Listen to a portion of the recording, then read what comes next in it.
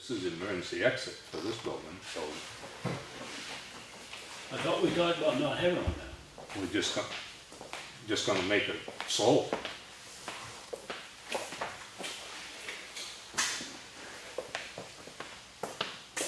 I believe that's what we're doing.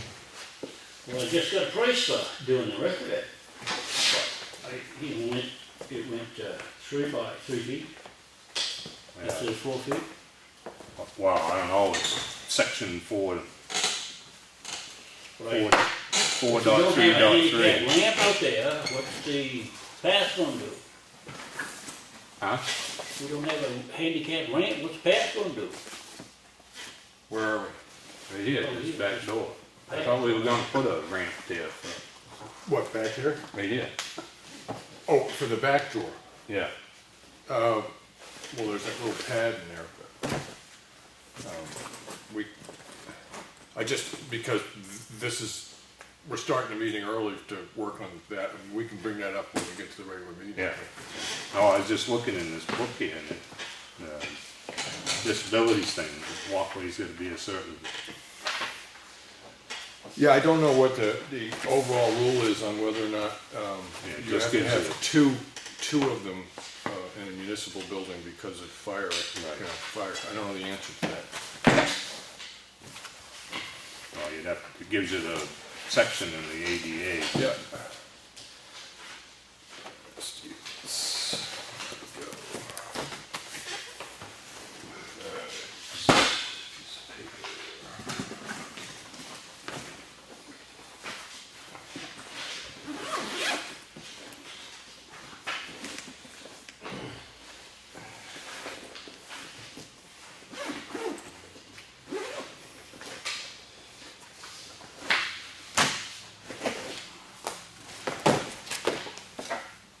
Official.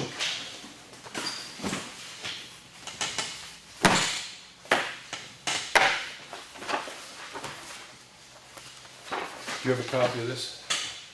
The Yeah. one that Lawrence did? We just use that as a working copy. I say I do.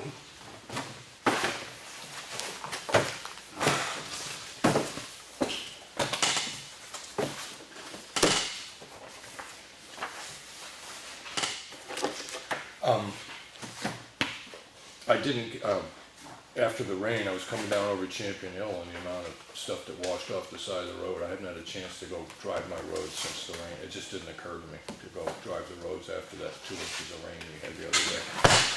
Yeah, there's a lot of gravel washed down. Yeah, I'll go check them tomorrow. Okay, so work. Session. Stevens culvert. And Lawrence, I have learned to call it a culvert. Stevens culvert. Stevens Road culvert, not bridge. Right. Yeah, I'm teaching myself.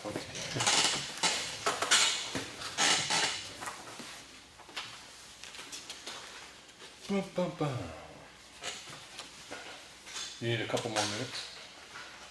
No, I'm all set, I'm just trying to put crap together here. Okay, so you have your copy of this out, and we can just sort of start at the top and work our way down?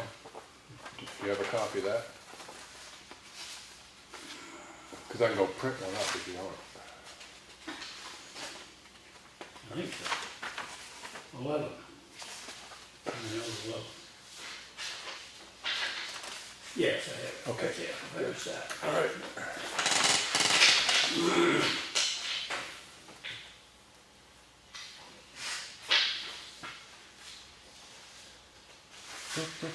All right, just sort of want to start at the top.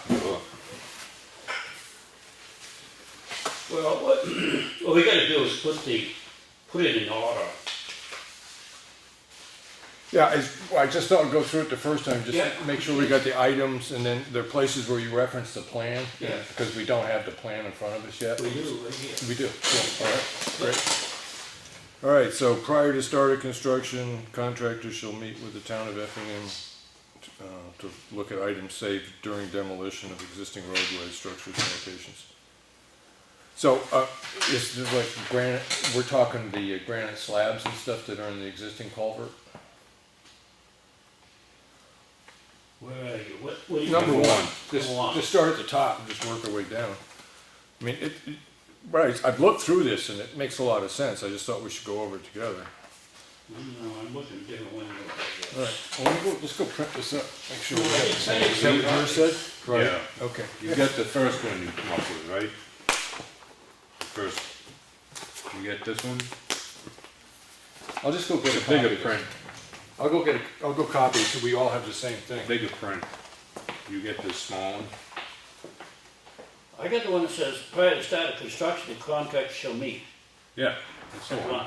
Yeah. Henry, he's got it. Okay, never mind, Claudia. No, I'm good.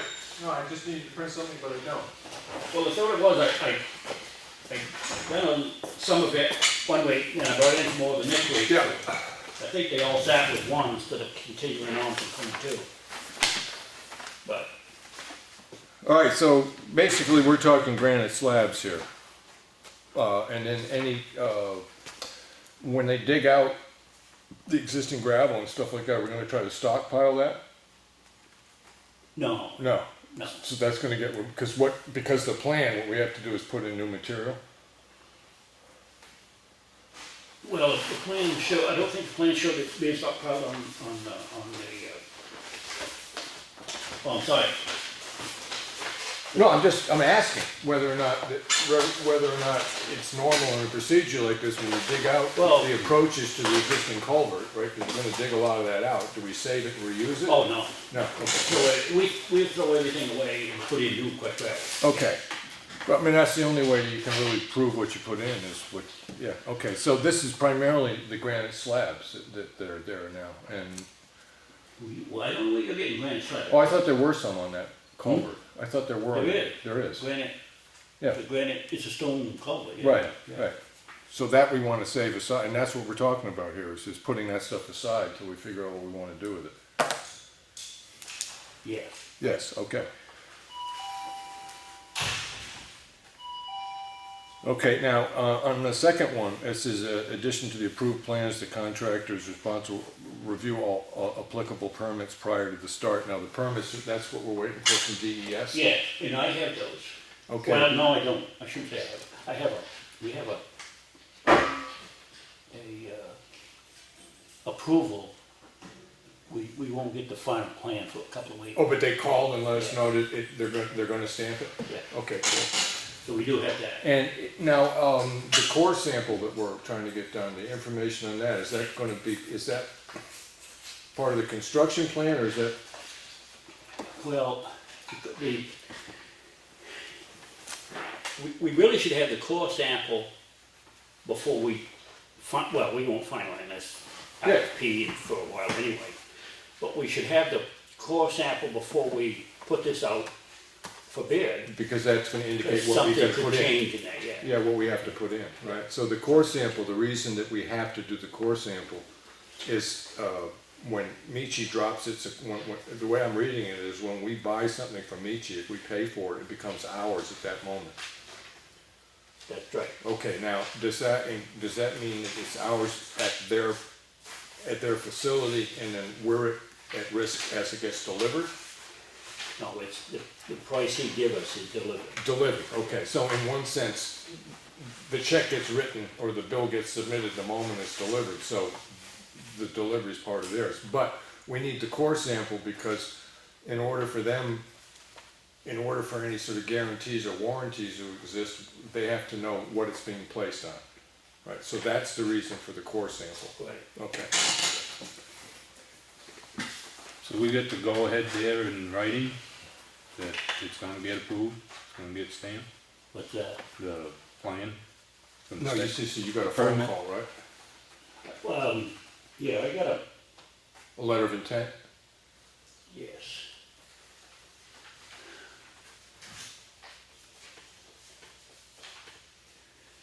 Approved date 6/6/2016, expiration date is 6/6/2021. Yes.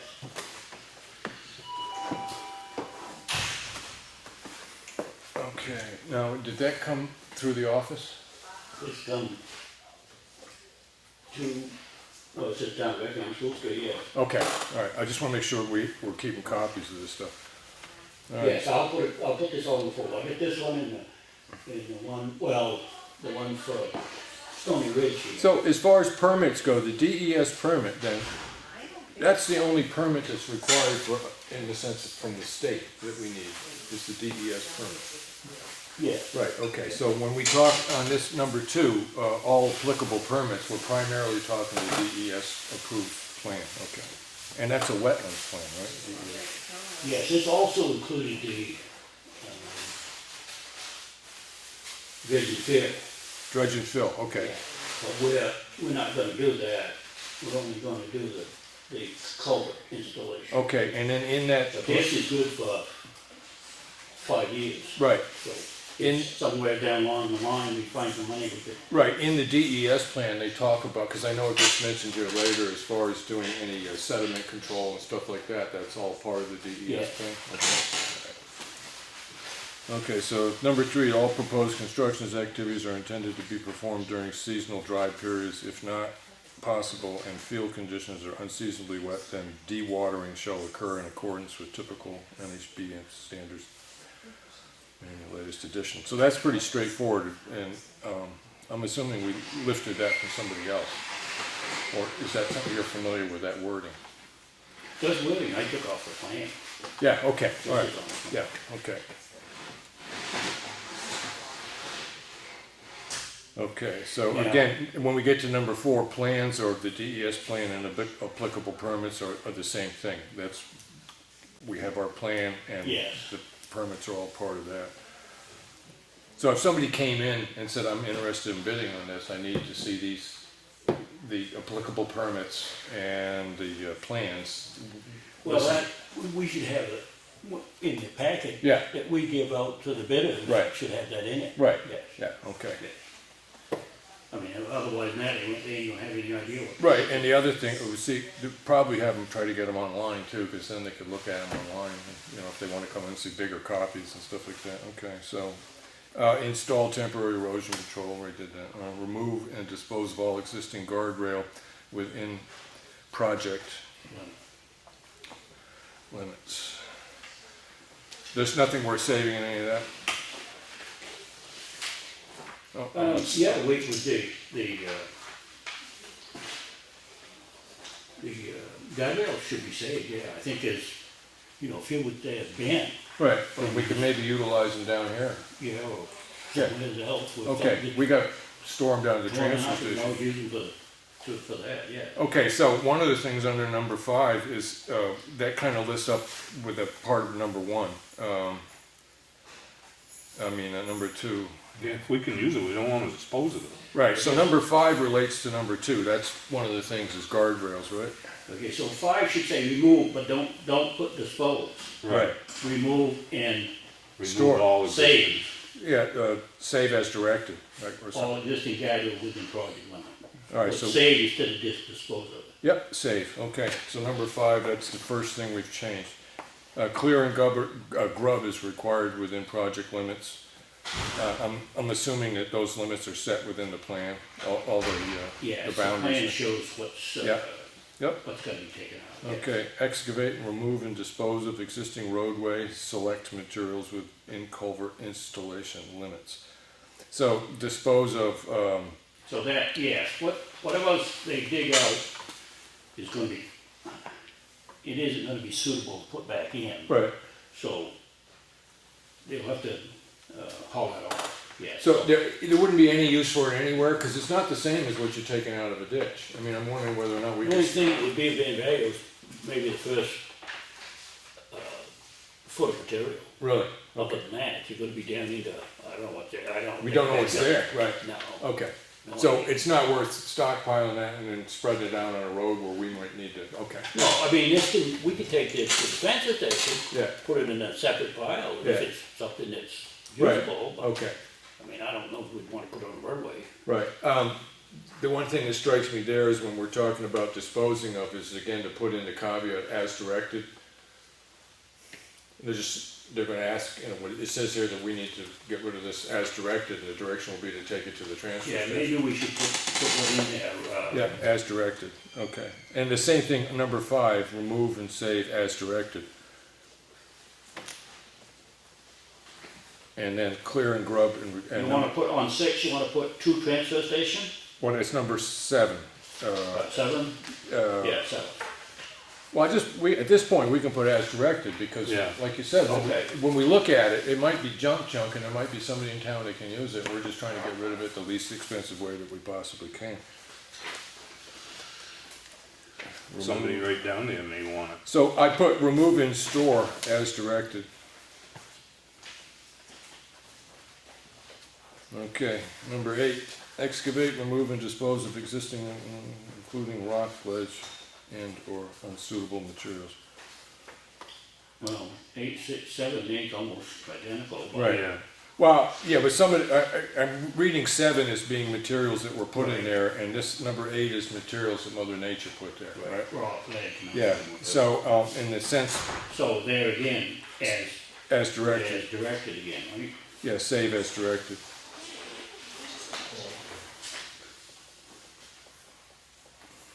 Okay. Number 9, excavate, remove, and dispose of existing culvert headwall materials. Well, there again, those, we shouldn't put dispose, we should put, I would say save, we want to save all this for stone. Yeah. We don't want to dispose of them.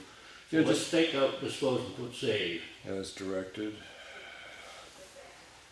Number 10, prepare box culvert subgrade and bedding materials per recommendations of Yeah, geotechnical see, that's report. why we need that Right, boring test.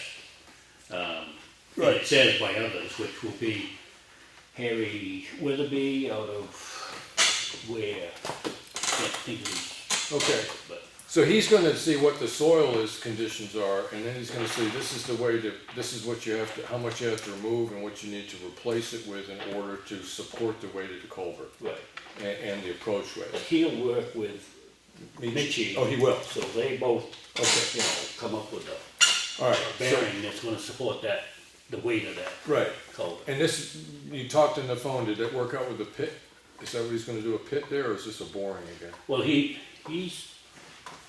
the last time I talked to him, he hadn't talked to Mitchie. Right, But Mitchie was gonna call him when I called Mitchie. right, So they'll work it out together. okay, all right, And if this type of tests don't work, we can always go to the boring. right, But he said he's done this for Mitchie before, but right, it was for the engineer that was with Mitchie, I can't think of his name Right. now. I don't know if Steve Gard was involved in it or not, but Steve Gard's the one that I've been talking to at Mitchie, yeah, so okay. maybe he isn't aware of it. But anyway, them two will work out. And what's the name of the guy doing the boring? Harry Witherby, And a business name? I don't know what his name is, but that's his name. Harry Weatherby. Yep. Harry Witherby, yeah. Yeah, Harry Witherby. He's out of Ware, New Hampshire.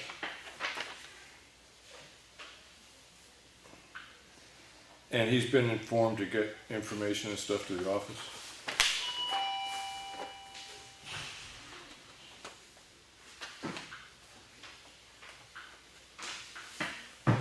Lawrence, he was informed to get information and stuff to the office?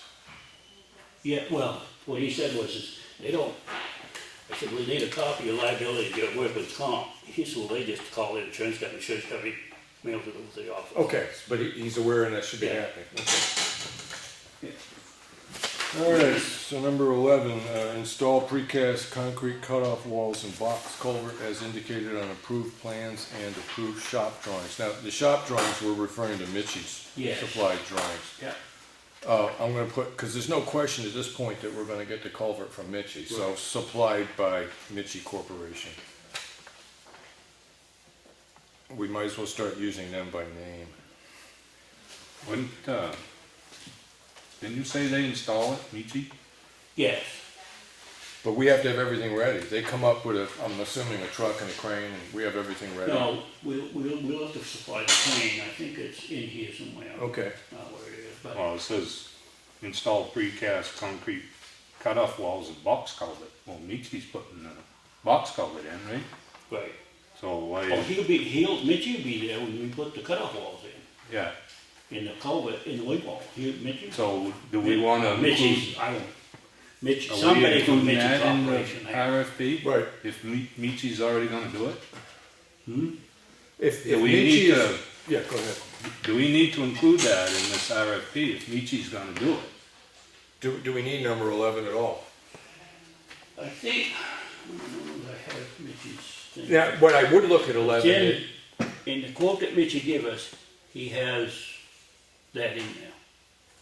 All right, but the way 11 should read then is whoever gets this, gets the contract, right, it should stipulate that Company X will work with Michi Corporation for scheduling. Yeah. And to be on Yeah. hand for scheduling for installation, right? Yeah, work with the, You have a copy of Mitchie's quote? Yes. Yeah. Maybe you can find yours quick and I can mine.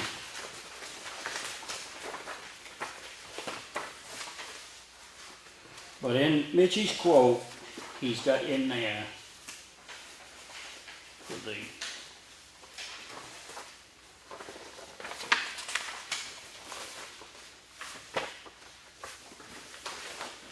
I just had it.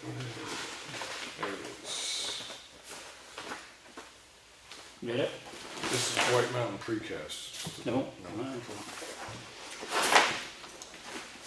so he's got in there field assembly assistance option? Is that what you're talking about? Yeah, let me find his quote. Is it 2 men, 2 days? Hmm? 2 men per day? Yeah. I mean, we still might have to But furnish that's an option, that ain't, some assistance, but they're basically there to make sure that box is set on what it's supposed to set on and set to what it's supposed to be set.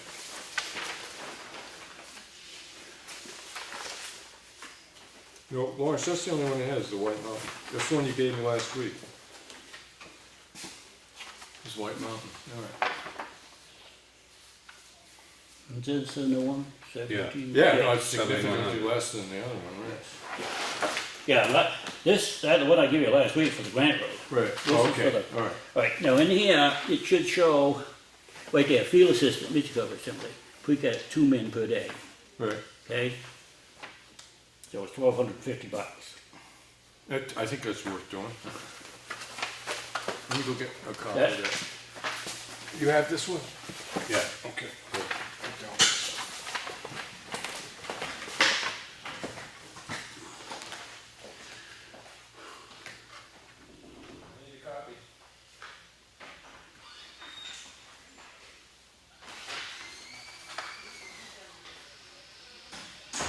Okay, so 12 is the same as 10.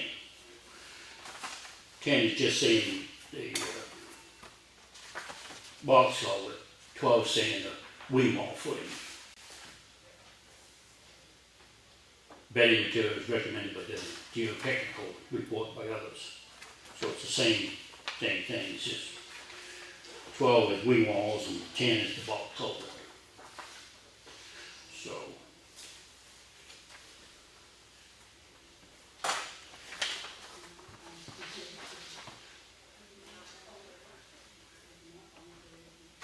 So if we go with that field assist option, field assembly assistance option, all we have to hire is a crane, right? And Michi Corporation sets that in there? Yeah, they'll, I shouldn't say they'll assist us in setting it. They send out 2 men who know how this thing goes together. Okay, so we do need this And, yes, assist to install it. I thought Michi installed it. they do. They assist us in installing it, I guess I should say. Oh, I thought they just come right in and installed the culvert.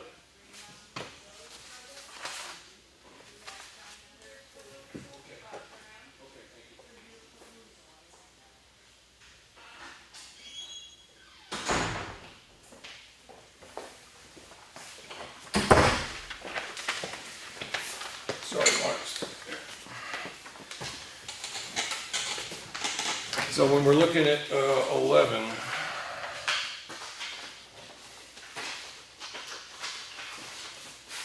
so what we really want 11 to say is that whoever wins this job is going to work closely with Michi Corporation to schedule installation of precast concrete cutoff walls, box culvert, right, and box culvert.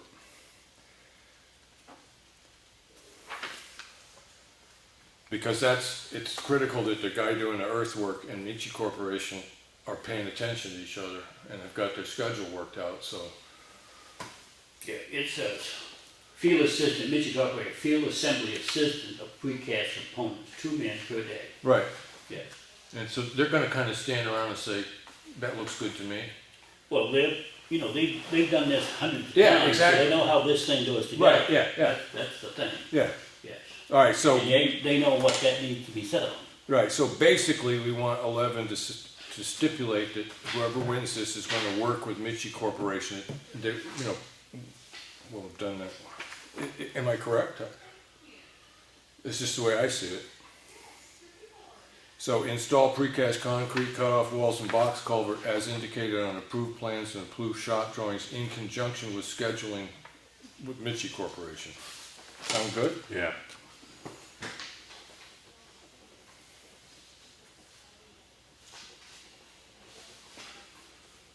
Michi Corporation, okay. Prepare wing walls, footing, subgrade, and bedding materials per recommended. That's basically the same thing, in Right. conjunction That's what I with. say, 12 and 10 about pretty much the same thing. Yeah, in conjunction with. But that's okay, we can leave 12 just as it is, it's fine. It's just that 10 was for the box culvert, 12 is for the wing wall. Right, okay. Well, that's just, okay, and then install precast footings, modular wing wall, and then that's where it becomes in conjunction, number 13, in conjunction with Michi Corporation. Scheduling, conjunction with Michi Corp. All right. Install precast concrete, we got that. Number 14, place inlet and outlet protection stone as indicated. Be cautious not to disturb natural, or as indicated, is indicated in the approved DES That's plan? indicated on the plan, DES plan, okay. not the DES plan, on the Construction plan? construction plan. Construction plan, It's okay. basically the bottoms of the culvert, got some 12-inch slips in it, Yeah. and they wanna put Sand 6-inch stone in there, Yeah. so it Mirrors makes it the like bottom. a original Yeah. stream bed. Yeah. And then you've got an apron out of the front and an apron out of the back, it's got stone in Right. it. I can show you what that is. So that's to eat up the constrained flow going through the bridge, the scour.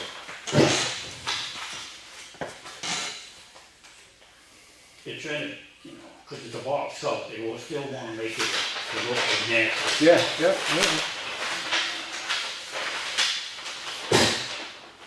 Yeah,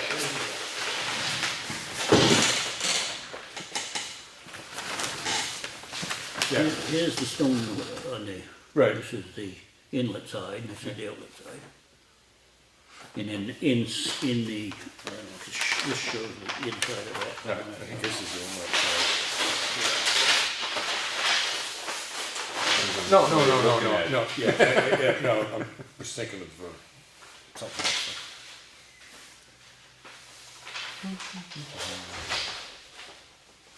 Just tell you, because I don't know, I don't know which way Superboard runs, I don't know what direction it runs, I've never been there at sunrise or sunset. So.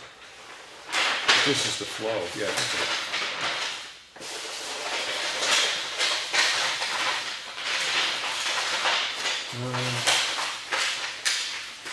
Do you need this anymore? No.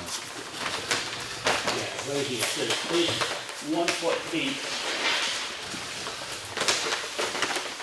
round river rock and bottom of proposed culvert stream Right. stimulation.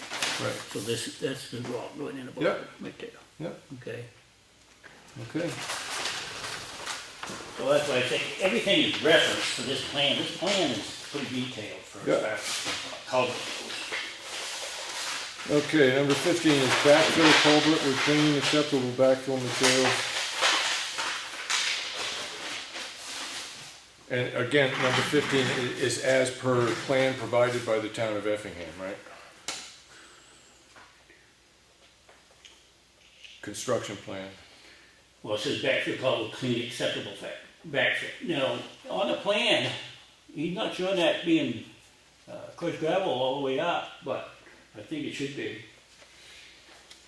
The difference between bank run that you can find bank run that's going to be suitable and crushed gravel is probably same thing.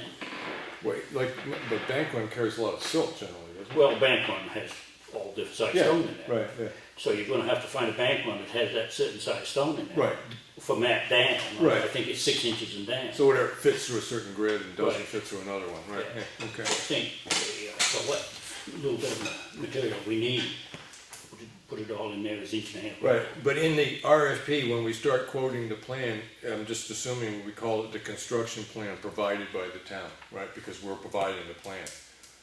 I mean, all we're looking for is a guy to do the earthwork. Well, I think we all should reference all to this engineered plan here from Right, Bacon Engineering. But we're providing it to whoever the bidders are. Yes. Yeah, right. Okay, so construct roadway and dry hydrant, that's H there. Pull off to proposed grade as indicated, and then that's all again on the plan. Okay, now I do have some notes here on the dry Hydrant? hydrant. Yeah. And that DES knows we're doing that? Yep, that's right in here.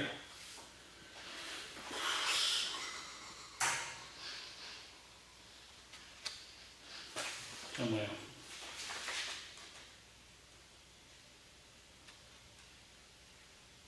It's in here, yes. Find it somewhere. Well, as long as it is, I don't need to see it right now, I mean. And it's in that plan, Yeah. it's right on that plan, we reference everything in that plan, it's right on that plan, Yeah, shows okay. how many feet and where it goes and all that, so it's all right there. But it's in the Okay. wetland permit. Okay, so then we get down to number 17, it's the 6-ounce non-woven geotextile fabric as indicated. Again, that's listed in the plan. As per plan. Okay. Yeah, that woven Yeah. geotextile fabric is for the, Yeah. yes. But there again, that's all referenced on that plan. Yeah, right, yeah. I just want to add that to each of these sentences that you're doing that, so. Okay, Install new steel posts with polyblock and metal guardrail as detailed. Now, that's in the construction plan too. yeah, or that, they say either with metal post or with wood post, it's either, you can do either one, yes. All right, so we have a steel post with polyblock or metal, polyblock and metal guardrail. So we're sort of saying it has to be this one. Or we could say, or equal on that. In the plan, Well, I'd rather put something like alternate materials to be approved by selectmen. I mean, if they come well, up, we say, or equal, same thing, right? as long as we approve it. It's like a septic tank, they'll put on the plan from AJ Foss, Right. or equal. That Right. means you can get it from anybody as long as it's equal to that, whatever his tank is, that's all. But I'm just wondering whether or not we want to reserve the right to approve whatever it is they say, well, I don't think we should use the polyblock with metal guardrail, I think we should use this. If somebody's gonna make that decision, I think that it, Yeah, that's why I say we should put in that, or equal. okay, And equal meaning, if they put in a wood post, it's gotta be a 6x8 post right, with a 6x6 box. okay, on it. how about if I put or equal as accepted by selectmen? Okay, I just really want to reserve the right to approve whatever changes they might make. That's accepted by selectmen. Okay, 19, install proposed dry hydrant and bollards per plan and details as per plan, right? Loam seed and mulch remaining areas as indicated, again, that's on the plan. Are they specifying when we seed, what it gets seeded with and stuff like that? Okay. Yeah. Remove temporary traffic control devices. well, that Yeah, close the road right off, so. yeah, so But that's, anyway, that's, because we didn't ask them to, prior to this, we didn't ask them to install any, so that's kind of like just get rid of that, right? well, no, it says that you remove temporary traffic control devices, so if we block off the road, yeah, we gotta remove them, Okay. you know, so yeah. leave it. All right. I'd leave it right there. So, all right, which makes me wonder about traffic control. Is there any reason that we should stipulate in this that they're responsible for ensuring that they have flaggers if they need them? Or are we gonna just, We're gonna shut the road down. They're going, unless they get one hell of a running staff, they're gonna fly over that. Right, yeah, no, yeah, In Jersey, there Be is, dug up, put a you can't sign get up, road closed. Yeah, can't get through it. yeah, because the sign isn't enough. You know, there's no way you can go through it, so you have to close it right. okay, so, traffic control then isn't a problem with this site because No, you can't do half of the culvert and then, yeah, No. right, okay. Okay, so, number 22 indicates that, I'm assuming that erosion control measures, once they're suitably established, we're not gonna ask them to come back yeah, and remove them? they come back and remove the silt fencing. Okay, I mean, I don't have a problem with that, it just strikes me I as, mean, that's, 10-minute job. right, It ain't like it's, yeah, but you're paying your help, two guys in the truck for 4.5 hours to do it. yeah, but it's, They'd include that in the, Yeah, no, I understand, but it's reasonable to ask. yeah, Yeah, okay. it's like, that black silt fencing that's over there. Well, I know what it is, yeah, I just didn't know They whether just or come not, back and because pull it out. I didn't know whether, like our highway people that do like this. this stuff all around the Grange Hall. Yes, let's see, that can come up now, grass is, it's all, it's all seeded in, that can come up now. Right. Okay, I'll get the contractor back then. That's right, I don't know what the contract was, you? All right, so I'm trying to think, if we come in, we've got somebody who's gonna do the job, they come in, they look at, they've looked at all the plans, they know everything that needs to be done on the project. So then they need to get in touch with Michi Corporation and set up a time, when's this gonna be fabricated?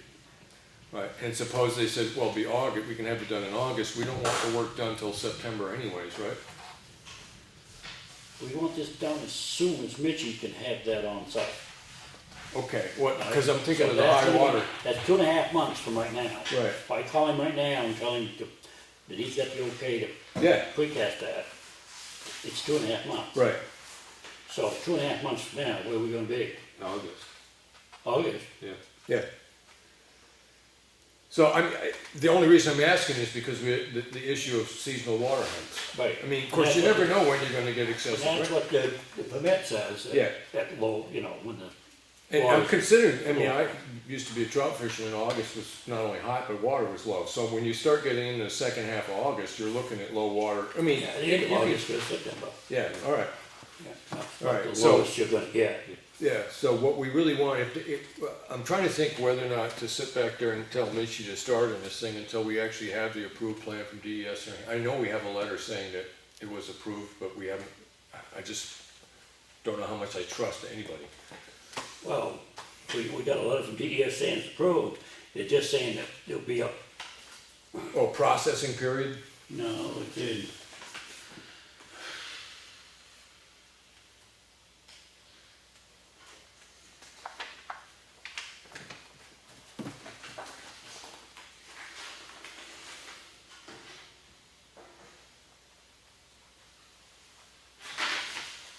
Come on now. Well, you gave me that date, 6/6, and it's good for to 2021. Yeah, it says approved, okay, so what, it was approved 6/6/2016. Okay, great, all right, that's good. Yeah, so we have approved. So, yeah, it's just processing the plans and getting them stamped and stuff like that, okay. So technically speaking, we could go ahead and, I'd rather wait, like, do it next week, to get a chance to look over this again with the corrections. I gotta tack on, our municipal responsibilities for insurance purposes and payroll and all that kind of stuff. So anyways, one of the primary things with this is that whoever gets this job forms a good scheduling and working relationship with Michi. Because Michi can tell us, okay, that'll be done the 15th of August, just to pick a date. Yeah, see, I don't find where it said it, but it says here, it says approved, and it got David Price, he's the DES wetland. Okay, so if It's been approved, like he said, it'll be a couple of weeks before we get the final plan. So if we called Michi up tomorrow, I mean, I'd rather wait a week to call him, just make sure we get this thing down. But suppose we call them up and then, could they give us like a positive date when it'll be ready, within 3 days? I mean, I don't know how, I'm assuming that they schedule to the minute there, but. He said it takes a month to do the shop drawings, Yeah. and then once they get the shop drawing done, then they'll move it into the precast facility. Right. And start to make the precast. Right. But the precast has to have so many days to Cure, cure yeah. before, they can. So ship first it they out. form all the rebar and they do all that, and they make their mold, stuff like that, pour the concrete, and then you gotta let it cure for a certain period of time. So, but what I'm asking is cause if we place the order and it's listed, could you tell us within a week, or once you have your schedule on this, when it will be ready to be delivered within 7 days? I can ask him, Right, he said 2.5 months. okay. All right, because when we put this RFP out, if we're gonna look at the middle of August, we could put in the RFP that the start date will be, for the job, has to happen from the time period of August 20th, just to pick a date, Lawrence, at this point, August 20th to September 15th. The project has to be started and completed within this window. Right, now I'm assuming we're talking maybe closing the road, 3-4 days? Yeah, I wouldn't think any longer than that. All right, so if we figure 5 then, 5 working days, because you could get a rainy spell, something, I mean, who knows, but. All right, because we have to be able to put in our RFP is that when we anticipate it being done, but the problem is Yeah, we we don't. need to put in a start date and a finish date. And we don't know what the start date's gonna be precisely, other than 2.5 months from the day that we say, go ahead, to Michi. Right, at some point, Michi's gonna know, because if they're moving stuff around in their yard, they have to have a date, the month scheduled out, they know what's gonna be where as it goes along. Well, let me see if I can get a date from him. Right, how precise can he be about the actual day of availability for delivery? That's really what we're looking for. Let me find out from him. Yeah, I mean, I would think a week would be sufficient. well, if you can do that, plus or minus, 3.5 days, if you wanna look at a week, plus or minus 3.5 days is good with me, but when we do the preamble to this, right, somebody's gonna know, when do I need to get this done? And it's a little hard at this point to set this positive date, but if Michi tells us is that, yeah, once we're into the process, give me a week, I can come back to you within 3 days when this will Or be ready maybe for we can delivery. word it so that it will be, when the precast is ready, you've got a window of so many days Right, to. but they're gonna wanna know about when it's gonna be Well, ready. yeah, 'Cause well, we're they- gonna know somewhere near, Yeah, okay, like the all right, second week in August, third week in August or something. yeah. Yeah. Yeah, it would be 10 weeks will be the 3rd week in August. All right, so what we need to do, I'll work on the preamble to this. So I got it would just- be August 20th would be the 10th week, end of the 10th week. Okay, work out wording for start and finish date. And Lawrence, in your experience, when you have somebody, and we're establishing a start and finish date, there's a window, say it's a 2-week period. There's gonna be a 4 or 5 day period, we call it 5, a 5-day period within this 2-week period when they're gonna do this work. I understand that weather can hold up a thing, but in most of these contracts I read, and a mistake that I've done in contracts being selectman is not putting in a clause saying, you know, if you don't get it done We have that in here. Okay, Somewhere. It's not on this, up to start of 22, but it's in something else that, Yeah, you had $500 a day. yeah, I got 500. on your first one, general plan notes, You have on, says page 1, down near the bottom. Right here. I think we put that up to no, $1,000 a day. That's just general notes there. okay. You should have this one somewhere.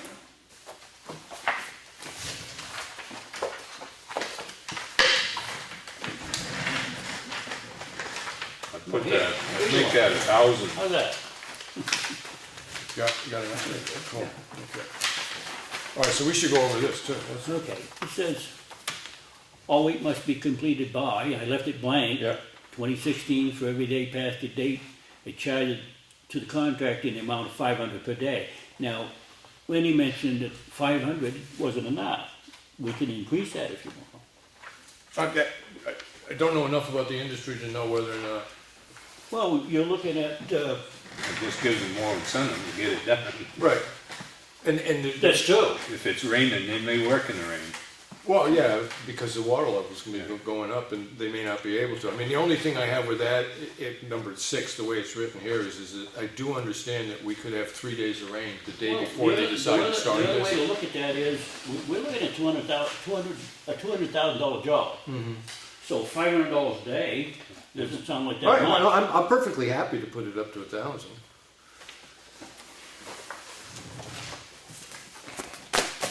I just, you know, I just wonder about it, like, suppose everything was all set and now they've talked with Michi, we're gonna have a delivery September 12th, and then on the 8th it starts to rain, and it rains for 3 days. Well, yeah, we're not gonna restrict them to just 3 days to get this done. We're gonna give them time enough to, plenty of time to get it done. here. Okay, all right. Yeah. Yeah. We're not gonna limit it just to a week.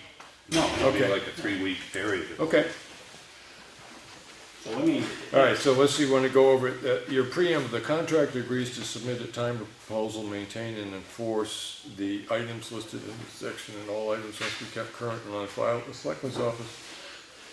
Proof of current workman's compensation covering contractors, provide evidence that covers the town prior to execution of the contract. Evidence of appropriate public liability insurance issued to the amount of $1 million for each occurrence with a minimum aggregate of $2 million and issued by an insurance company satisfactory to the town. Insurance issuing the aforementioned insurance policy shall certify that the town of Effingham is named insured. Okay, that's all pretty straightforward boilerplate stuff there. Well, we got company now. All right, that's my bond. we have in here the performance bond, Yeah, where we're purchasing the precast.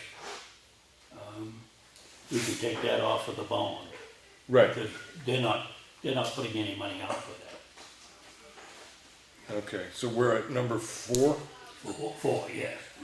Say 100% of the contract, well, where we're purchasing the precast. Yeah, but that's not part of the contract. The contract, we provide that, so it's not part of whatever contract we're gonna sign with who does this business. Oh, yeah, that's true. Yeah, right. All right, the contractor agrees to identify and hold harmless to town for any cost, including attorney fees incurred in connection with any claim arising from the contractor's performance under this contract. Number 6, we already changed that. Company name, submitter's name, title, position, if other than submitter, contact telephone numbers, company address, references.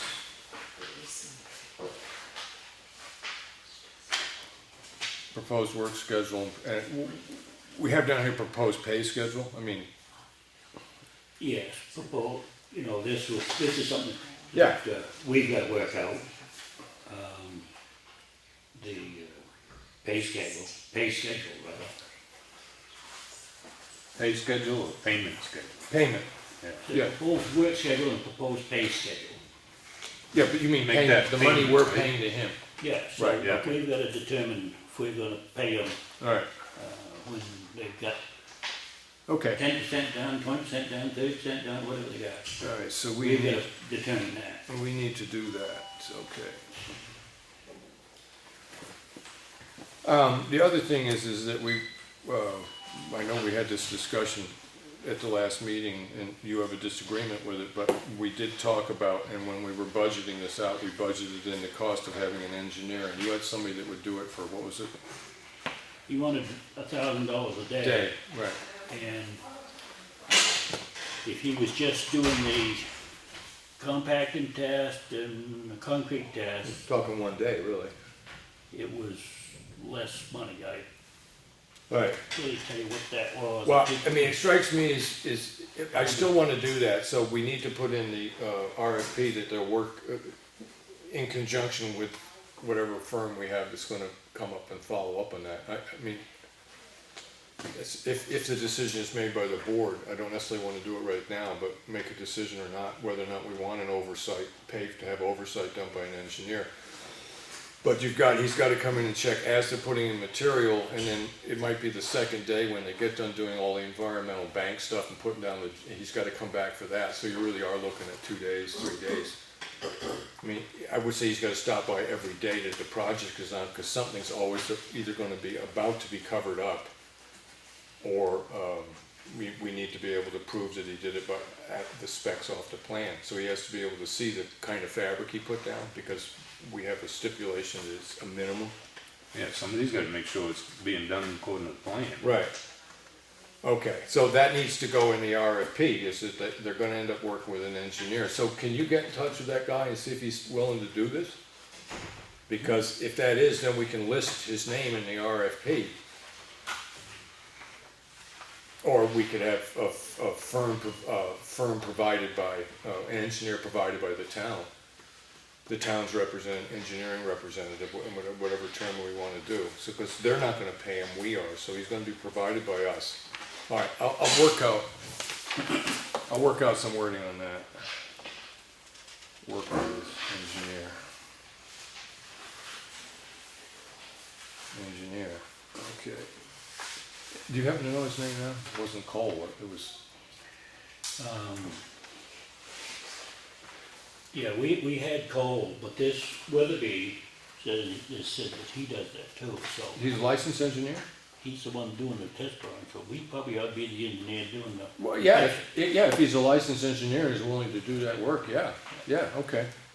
All right, so that might be Weatherby. All right, do you want to see whether or not he's willing to do it? Oh, yeah. Okay. Yeah. Weatherby. So, yeah, I guess if we're gonna use an engineer, the town would be paying the engineer, not the contract. right, yeah. So when I put that, it'd be number 14 or whatever it So is. that, we don't need that in the contract. All we need is that to be an engineer to oversee the project. Right, and they have, whoever holds the contract needs to establish scheduling with the engineer. In other words, because you've got the contractor, you've got Michi, and we have our engineer, we gotta get them all at the site at the right time. So it's gonna end up being the guy in the middle who is the contractor, is the one that's gonna sit back there and need to talk with Michi, and he's gonna need to talk with the engineer. And say, listen, I'm starting work on this project August 28th. And the guy says, well, I won't be back from vacation until the 30th. So now we're looking at, another weekend, and then it's September, but they do need to be able to Get together, so I'll work out some wording on that for next week and finalize that. All right. Lawrence, do you have this on your computer and you can email it to me, and then I can make these changes? But you just made the changes. I ain't got them on my computer. No, I meant, do you have this on your computer? Yeah. The original? Could you email me that, then I don't have to retype the whole thing? I could just make the changes that we need to make? And then add the other stuff, and I'll bring it in. Oh, I see what you're saying. Yeah, can you do that? Yeah, cool. I'll give it a try. I won't be able to do it. I'll give it a try. All right. All right, so general plan notes. Okay, have we left anything out in this? Well, I'm just going over general plan notes, Stevens Road.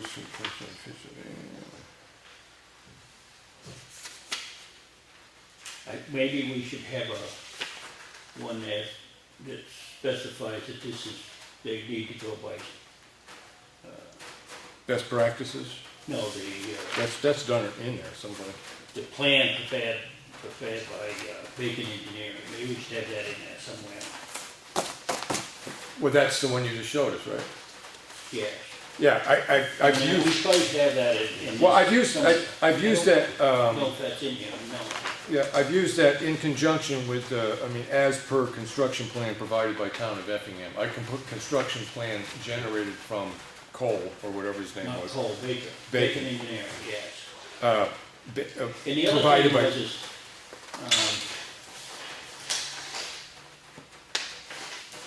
trying to get it on this one. That we was gonna, prior to start of construction, the contractor shall meet with the Town of Effingham Selectmen on directions of items to be saved during the demolition of the existing roadway. I thought I had in there that we would meet right at the site and go over everything, which we should. Excuse me, this is Mr. Dave Witham with Primac. hello? Hi, how are you? Here to discuss any liability questions Yeah. you have Yeah. We about got the bridge or yeah, anything a couple else. minutes to wrap up what we're doing and start the meeting, and I can and hang we're gonna tight. put It's you on. drier in here than out there. Yeah. All right, well, I'll work on this, the little changes that we made. I'll try to get it all emailed out to you. So if you can email me this tomorrow, Lawrence, that'd be great. And then I can get the changes made.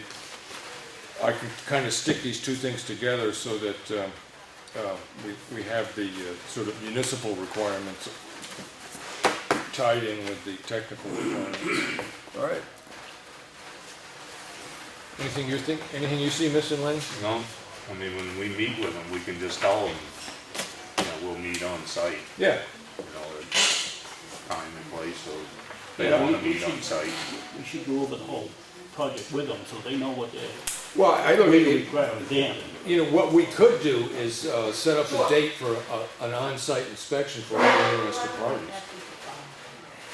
Or is that sort of not done, is to have three different construction companies all milling around kicking tires? A lot of contracts, if you don't go to the onsite, you can't bid them. Right, so, This way there, you go to the onsite, the engineer will go through the whole thing with you, so Right. you know what's expected of you. okay, so do we want to stipulate that all applicants must be, and then set a date for an on-site inspection? I think so.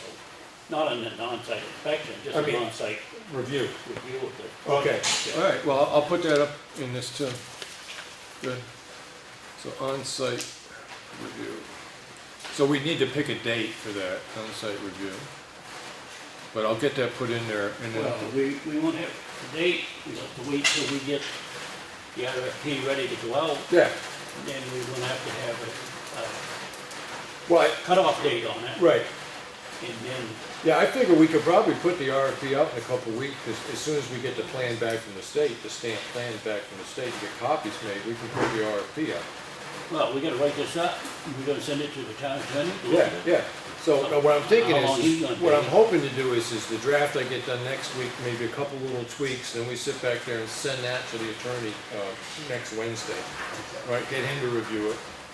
And it comes back from us, and then we sit and start looking at the calendar and say, okay, this is gonna go out in the paper, there's an on-site review, we could decide whether we might wanna give two Now- dates for an on-site. Last time I talked to Bacon, he was willing to upright this RFP. Right. So, once you get that draft, Yeah. I could take that to him and Right, have him look at it. Right. And he could make his changes. yeah, And then we could set up. okay, yeah, I'm happy enough with that, yeah, all right. Good. All right, that being said, Right, and in the meantime, then if you've got, any questions on it, or anything we've missed, left out. Right, so the stuff you've got from the state, let me see if I can find you the.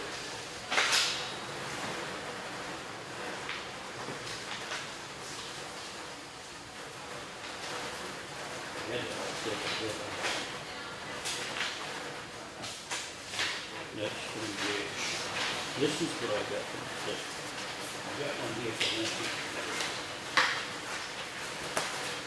I got one from Lamphier. Same thing? Same thing, yeah. I got one here somehow.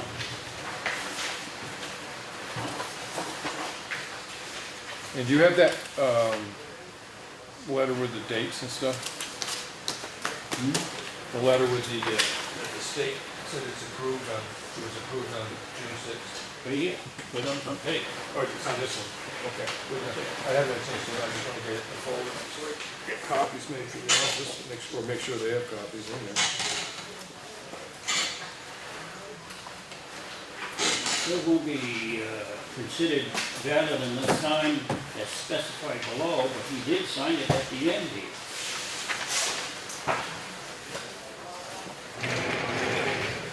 Yep. Yep. That's David Price, who was the Yeah. head of the DES. Yeah. Wetlands Board. The Wetlands Bureau. There was not a signature line that said not valid unless? Right here. Okay, right, but Right there. the This signature line. wetland shall not be considered valid unless signed as specified below. Right. And below is So back at the end. I'm saying, yeah, I don't see no other place to sign other than right there. Yeah, okay, He's saying it. all right. If you look at, it here, it says your permit, I wouldn't say this is a permit. Because it says the permit must be signed, a copy must be posted on the location. Oh, no, they haven't sent it, Yeah. it's Yeah. just been approved, and Yeah. they're running all this stuff through. Did it you mind, when we wrap this up, because we have from our liability provider, is to, because you've got other places to be. I'm patient, so. You're a half-hour patient? Sure, I can Okay, be. because we Yep. do our normal Good thing. bookkeeping and stuff. Yeah, I'll let Claudia know we're ready for that stuff. I'm your guest, so. You got it? Yes.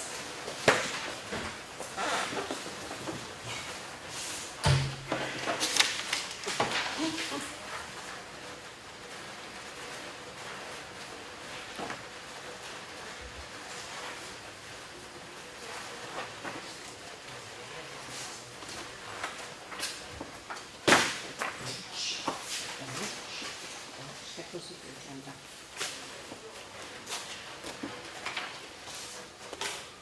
Did we start from there?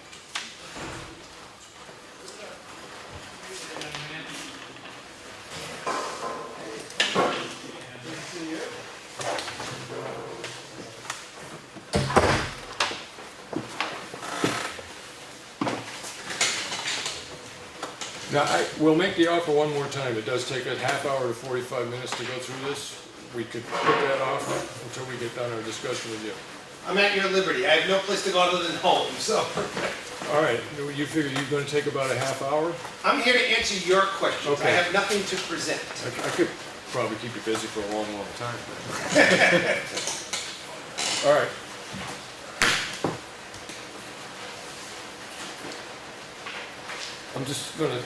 Lawrence, do you wanna just get done with that and then we can, no, let's just do it normal way. No, that's fine. No, I'm just thinking how it messes stuff up. It's only gonna be a few minutes anyway.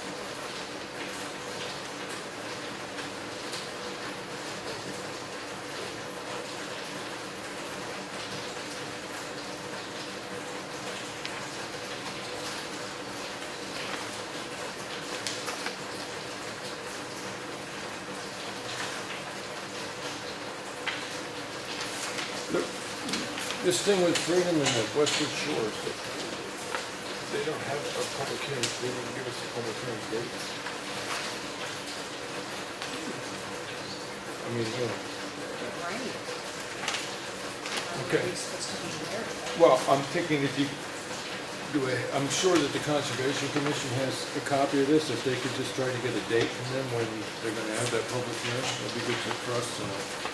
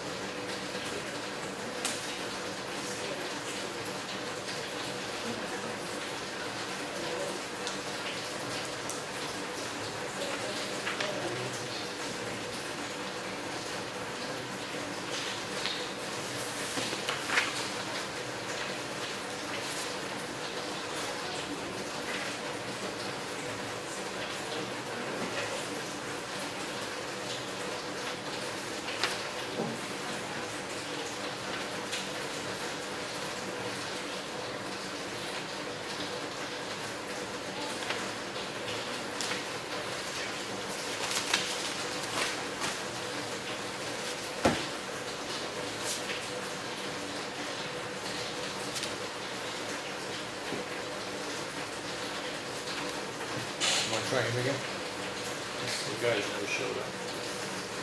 You wouldn't? No, you first got elected. Oh, never showed up.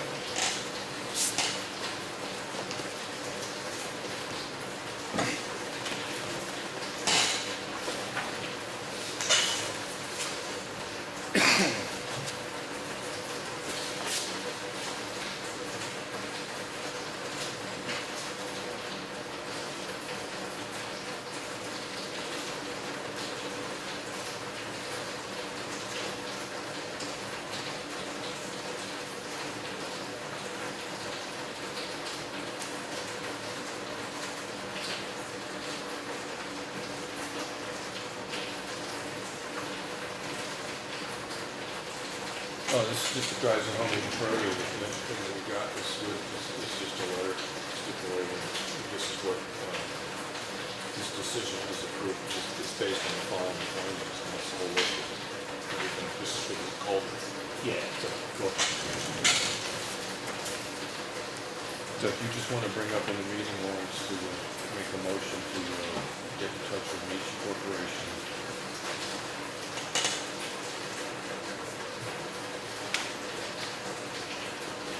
Let's hold that.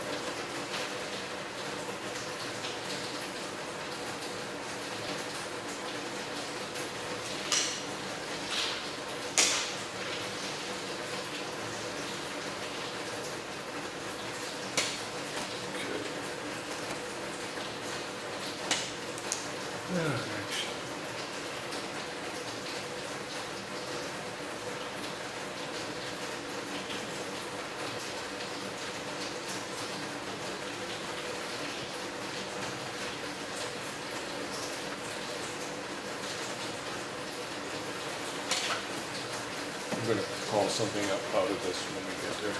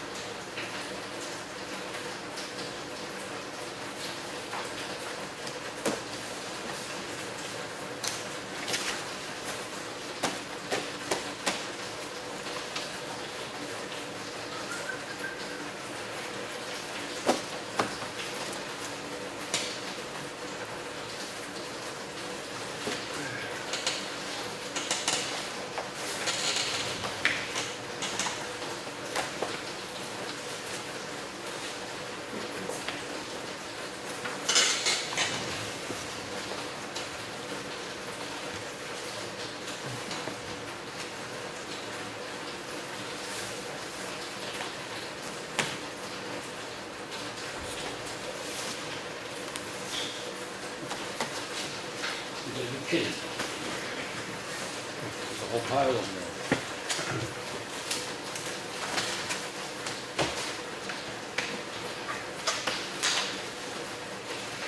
Could have done this afternoon, Ken.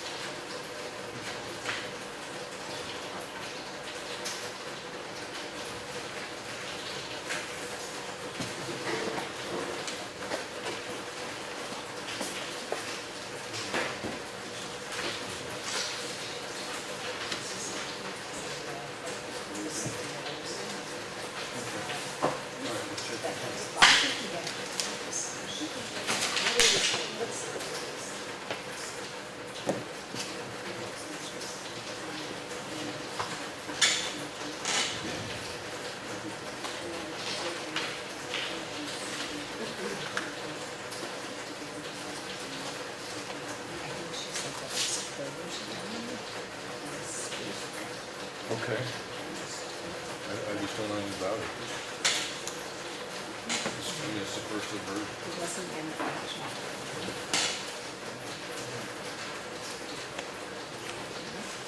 Well, it might be, I might have, oh, okay, I missed it.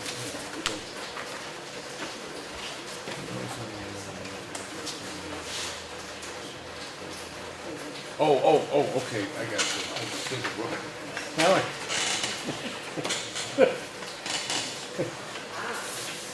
now I got it.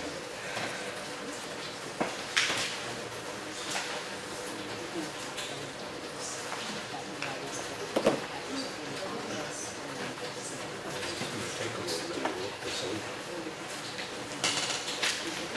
You see? They look in the green, huh? Now they don't know. Say, oh, There's some concrete. They have to submit it, so it's a record that the files, so they have to do this on their side.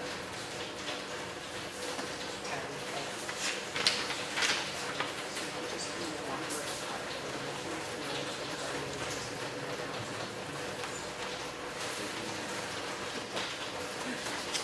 Okay. they didn't bring this up. Is this what you were talking about? No, no, the big thing in there, that's DES, replacing of an existing retaining wall on the way. That's Pete Dinkley, right? Yes. Yeah. Yeah. Generally speaking, they send it to us to inform that it passed all the tests and stuff like that, so you know that the work's happening. Oh, Right? I thought it was something we had to read over. You can if you want. Well, we had those, wetland people, watershed people are supposed to come give us about zoning. Right, yeah. So, did you see the name? Okay.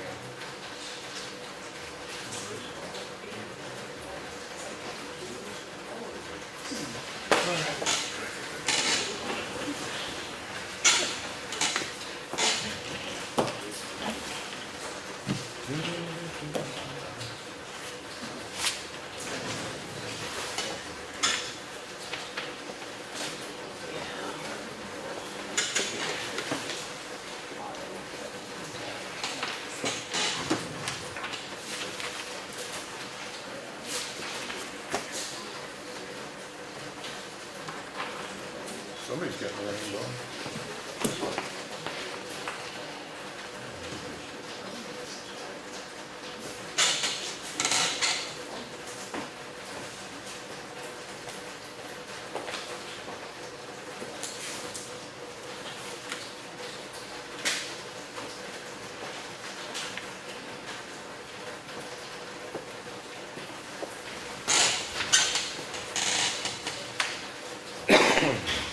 Should move that air conditioner to a different, instead of putting it under one of the roof drains. Yeah, just You're right, there's no rain coming down on the other windows, is there? No. What engineer planned that? I'm just an installation pro. It wasn't raining when I put it in there. It's the only one without stuff in front of it, so. it's- Make a note next year for the air conditioner down and Or move it this year, you know. Sure. The other option there.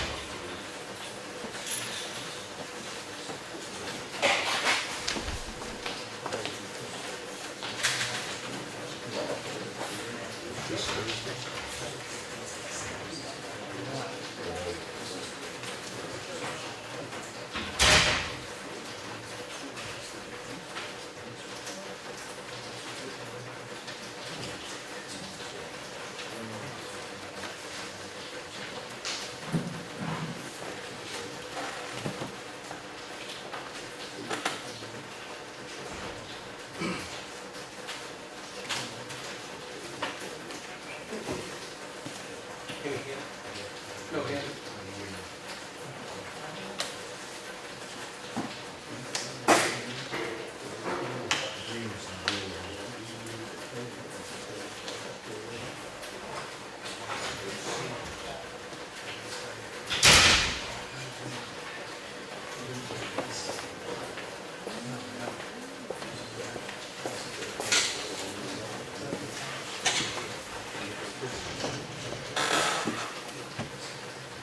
Technically, that should be going out the drains.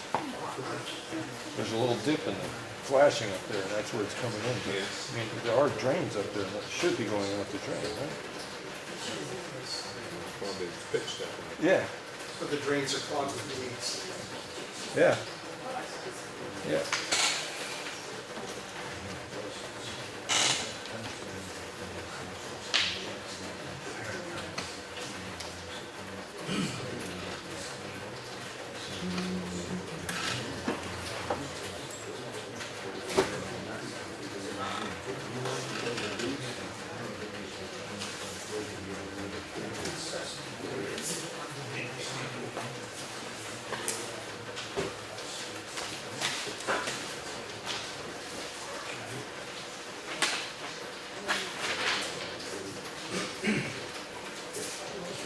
You done? Very good. Do the pledge of allegiance. Pledge allegiance to the flag of the United States of America and to the republic for which it stands, one nation, under God, indivisible, with liberty and justice for all. I want to thank everybody for coming. Normally, I'm doing the minutes, so I make a motion that we accept the minutes of May 31st. No, is that right? Yeah, 31st. I Yeah. have a question on Yeah. May 31st.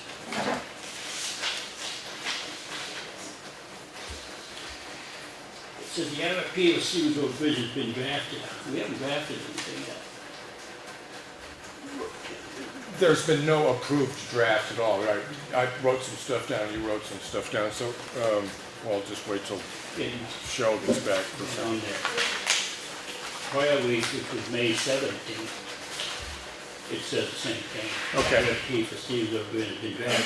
We haven't Okay. drafted any RFP yet, Yeah, so we should strike them both from the minute. well, what I'll do is I'll make a reference in this week's, I'll have Cheryl make a reference in this week's minutes that we corrected that statement. This is that basically some outlines have been submitted by the selectmen and we were structuring a draft. But I'll make sure that Cheryl gets that. So with that, Lawrence, understanding that the correction will show up in this week's minutes, does that make that acceptable to you? Yep. Okay, so I have a, Well, the thing was, we had somebody come in and oh, I know, look at the draft. yeah, I just didn't catch it. Heavy, yeah. Only thing I had was what we just talked about. Right, yeah, well, basically your outlines, that I put them together and you put them together, we're crafting a draft, which is what we started to do tonight, and hopefully next week we'll have it finished. I mean, he was fine with it, it's just that Yeah, in the minutes it All said right. that we had a draft and we were done. correction.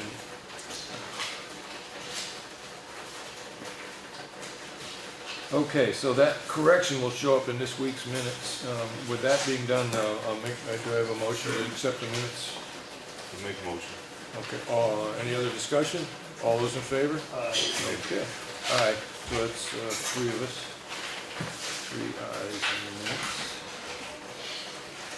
And then I had a weekly manifest, it was $25,885.82. I make a motion, we accept the manifest. Second that. So I have a second, Lenny, any questions? Nope. Okay, all in favor? Aye. Aye, okay. Now, this is normally where I come into public comment, and I do have a representative from our liability carrier to answer some questions, so if, just 1 second, when I get done with this, I have just something I need to tell you. If anybody has something in public comment that can wait a while, that'd be great, but if you have a scheduling problem and want to say your piece now, please do. So everybody's happy enough. So, again, Dave? Dave, yes, Last name? Whitlam, W-I-T-H-A-M. Okay, Card and- for you, Mr. Chairman, Yeah. if that would be helpful. And I just need to, we made a correction in the minutes. It said in last week's minutes that we had a draft, and we don't have a draft. What we had was outlines, and we're constructing a draft. Oh, Okay, so if you could put that in this I will week's do that. minutes, okay? Great. And then all three of us approved the minutes with the correction being stipulated in this week's minutes and the manifest.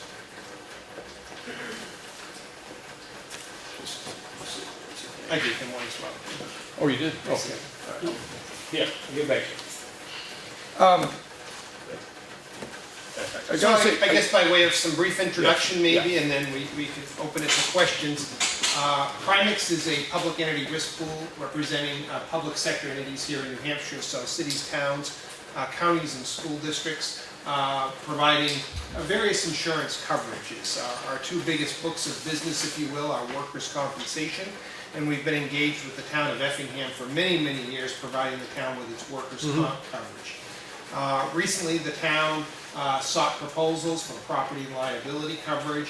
It's my understanding the town is moving its property liability coverage to Primex effective July 1. So midnight on July 1, your current carrier, I believe, is the property liability trust until the end of business day on June 3rd of this Right. year.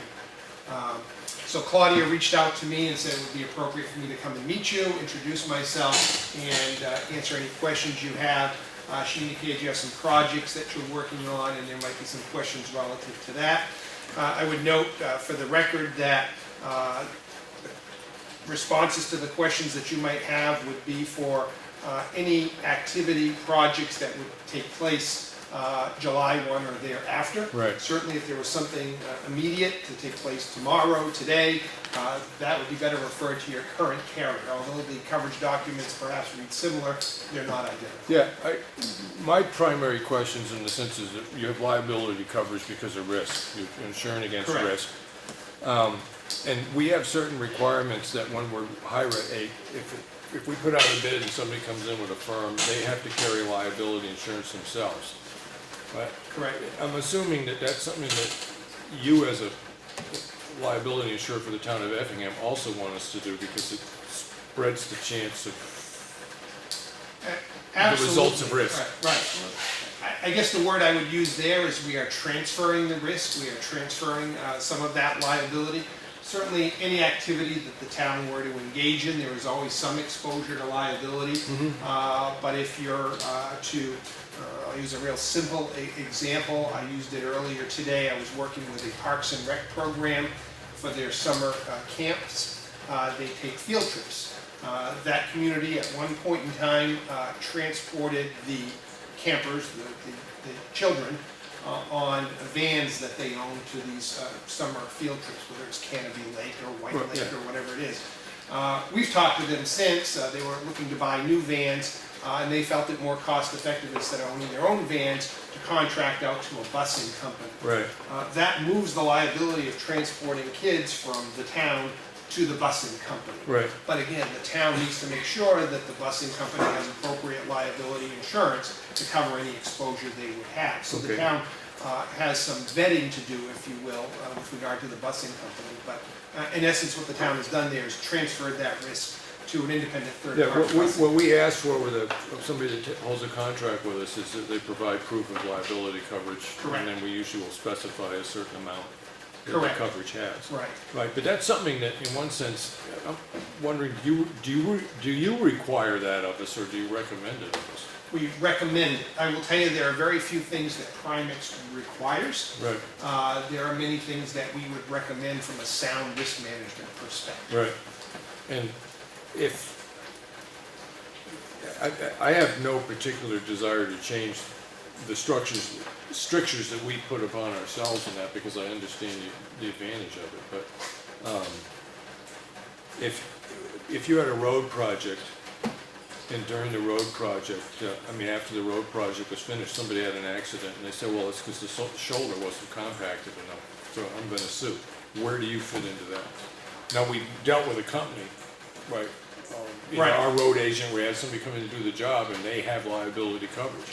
Correct. But how does that fit into the equation? Right.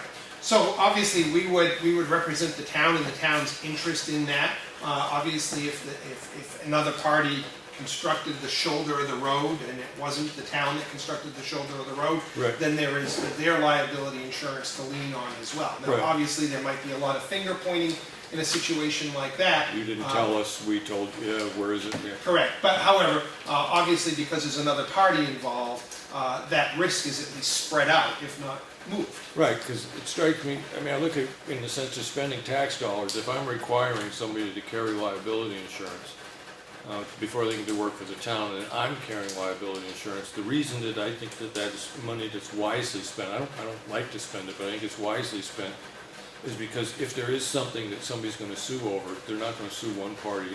If they have a lawyer, they're gonna Correct. sue everybody that they can construe to be involved. Right. Right. So again, by having another party show proof of liability insurance, having the town named as an additional Right. insured, those are protections for the town. Right. That either limits or completely removes the liability and ultimately the cost associated with that from the town.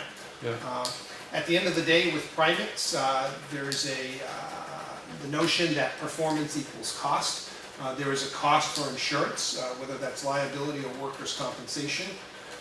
In a nutshell, real simply put, if you have good performance, fewer claims, or less expensive claims, your costs are lower than if you have lots of claims and expensive claims, then your costs are going to go up. Your premium, if you Well, yeah, the call it disadvantage there contribution. being is it can be one very expensive claim. It doesn't have to be lots of little ones, it can be one. It can be a very justified claim. Yeah, there are two ways that we measure risk. One is frequency, how often something happens. The other is severity, how bad it is when it happens. Obviously, the more frequent events are, frequency ultimately leads to severity. If you have enough small events, eventually the data would suggest that one of those events will be a bad event. Right. So again, severity is really the thing to focus on the most. However, we can't ignore frequency because ultimately that will lead to severity. Right. If enough people slip and fall on an icy parking lot, many of those, someone gets up and brushes themselves off. Maybe somebody breaks a wrist, but eventually somebody breaks a hip. Right. Eventually we have the serious claim. Yeah, I do know that we operate a safety committee, so we review every Correct. employee accident or any accident that happens on town property. We That's my review that, understanding as and, well, yes. I'm assuming that that's something that you approve of. Yeah. Correct, right. Yep. It's also required by law here in the Right. state of New Yeah, Hampshire. so but I mean, yes. we've been doing pretty good keeping our, Absolutely. Yep. Again, having good sound risk management practices in place is important to limit that frequency and ultimately severity. And again, I think the town on the workers' comp side enjoys the benefits of better performance by having lower contributions of premiums. right. And again, the same math will equate once you start with our liability program on July 1. Yeah. Okay, you were talking about the road liability part of that. The contractor has liability insurance. Once he's completed the job, who's responsible for it after that? So again, if there were a defect in the construction or something of that effect, is that the question? So the contractor's liability, if there was damage to somebody during the construction project or something like that, after the project is completed, It's lawyers. right, it is, right? Now, if the town accepts a project, accepts a road, then obviously the town is taking on a great deal of that liability. at that All right, point so, in time. if you have a particular question, go right ahead. Yeah, so the liability that the town has, does that cover everything that the town owns? It's a pretty broad question. It covers your facilities, it covers your equipment, it covers your officials acting in an official capacity, it covers your employees acting in an official capacity, errors and omissions that Right. they might make. So that's kind of a broad answer, I really, So, We've just done the roads, so there's our liability, they cover all of the town roads that we have? so events that occur on the town roads, not necessarily for repair of roads and bridges. There is some coverage provision for bridges if they were damaged to a guardrail or pillar or a light post or something. I of mean, that the nature. accident caused the damage as opposed to the damage So causing the if accident. someone brings suit against the town from an accident that was the result of a defect in a roadway, yes, Primex would defend the town in that particular Right. case.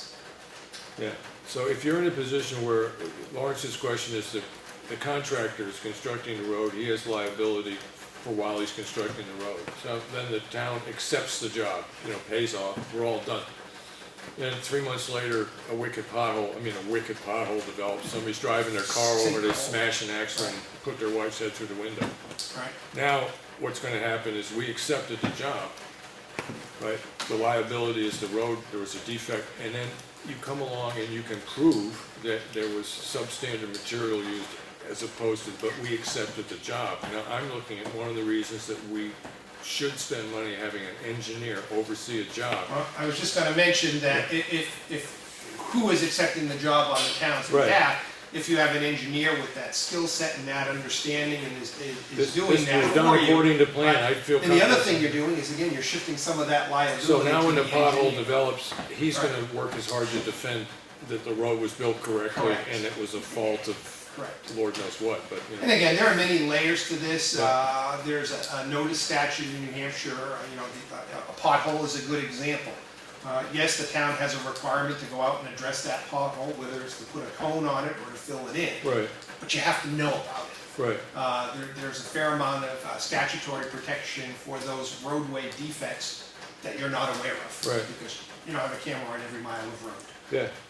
So, However, we do have a call line, and the selectmen don't necessarily answer. We have somebody that holds a contract with us to do road work, and they answer that phone. So if somebody called up and said there's I had a washout on a ditch on such and such a road, we didn't necessarily hear about it. It went to the phone, and that night, even before you had a chance to fix it, that night somebody else runs into it. right. Yeah. So, And the accidentally. there is a roadway insufficiency statute here in New Hampshire, and again, a pothole is a great example. The town has 72 hours to respond to that concern. So, Okay. you have some time, Well, but not forever. I was looking at the liability of a phone call. Somebody said, I left a message on your published phone number. Well, there are some communities that have gone social media way to report potholes and other roadway defects. This is our Click it and answer fix to it, that. so this is your example of Right, that, so. yeah. So, but we'd have 72 hours. So, Correct. I mean, somebody couldn't call up and say, and ask their cousin to go run. That into the being ditch. said, if it's not a pothole, but a sinkhole, something that could swallow a car, Right. I would not encourage you to wait 72 No, hours. no, I would no, I encourage was not so much in the length of time to do the job, it's just that between the time that it gets to the phone call, and they call, and the road guys call Right. us to say, listen, I got this call, it's gonna be an expensive job to fix, you want me to go ahead and do it? Right. That could take 24 hours. you. Sure But could. if I have 3 days, But in a couple of days, it would be very easy to go out and put a barricade Oh, yeah, warning yeah, the hazard okay. until we could get it repaired. So, taking action is either putting up a barricade or a cone or actually fixing the problem. Right. Both are appropriate. Because it's understood that, if it's a lot, and I'll use a sinkhole by way of example, maybe I need 30 yards of gravel and then hot top, and well, I'm not gonna do that lickety split, that might Right. take some time.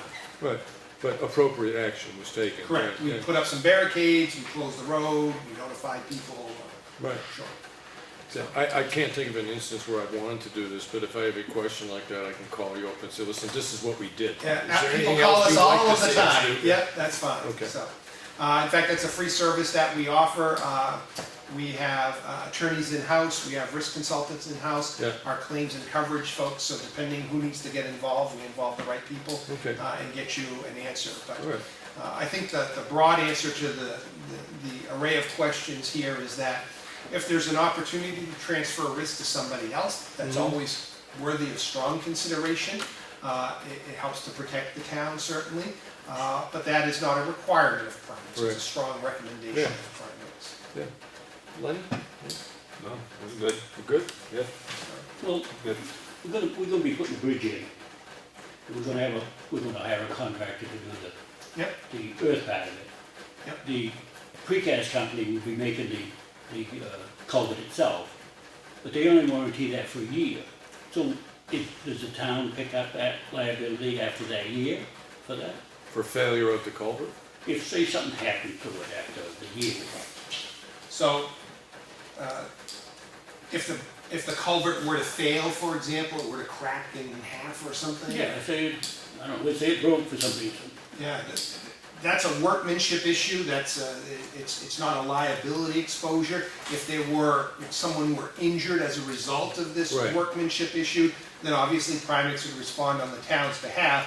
Would there be any liability on behalf of the contractor that put Depends it on- in or that prepared the site? Who knows? Depends you on know? his contract, how well his contract was written. Right, and the investigation thereafter, and, again, to your point, there might be a lot of finger pointing and Yeah. things of that nature at that point in time. So it's hard to give you a rock-solid answer on that, other than to say that Primex would respond and represent the town's interest in a damage claim of that Right. sort. So is there some wording that we should put in a contract that would cover some of the liability part of that? So again, after July 1, any contracts that you have, we review free of charge to look at the insurance and indemnification requirements, and we would certainly invite you to submit those to us How for about review. So RFPs and stuff like that? Do you want to? we can, yep, from an insurance and coverage perspective, we look at. Well, we usually put in, Right. stipulations. Oftentimes there is that language in Right. there, and Yeah. a lot of times the language is agreed on by all parties involved, and again, we're gonna wanna make sure that the town's interest is represented in any contract. Well, yeah, because we're in the process right now of drafting the RFP, and we're gonna end up running it by our attorney, of course, but it wouldn't be a bad idea to send it along to you. Correct, and I was just gonna say that I'm sure the town has legal counsel that it uses with some regularity, and having the contracts reviewed by them is also important, because they're gonna look at them in more detail. We're gonna look at the insurance and indemnification requirements. Your town attorney will probably look at them from. Yeah, we're looking at an RFP, not so much a contract, but I think, Lawrence, the thing when they talk about insuring a culvert for a year is if there was a flaw in it, or if there was a flaw in the way that it was installed, and they have those two guys there helping us do the installation, that flaw would probably show up within a year. Well, most any job, they only warranty that for a year. Right. Whether it's planting a tree. Build a or house. Whatever they're doing, Right. they only warranty it for that year. Yeah, So after that year, it becomes the town's responsibility. It right. does, oh, Yeah, and if something did go wrong, there's strength in us having hired a licensed New Hampshire engineer to oversee the job, who stipulates at some point in writing that this job was done per the specifications as submitted plans to DES. you could be a risk manager, sir. Yeah, right, okay. All right. Workman's comp side of it, I just know how much, having been an employer in my life, I hate workman's comp. I understand its importance, but how much I It I required used to by hate state, working. required by state law, and again, performance equals cost. We look at job classifications, we Yeah. look at payroll, and we determine our premium based upon that. Yeah. The one flexible factor is if you have lots of claims, or more importantly, serious claims, Yeah. your costs are gonna be higher than if you have few claims and Right. less serious claims. Yeah. Pretty simple math at the end of the day. Yeah.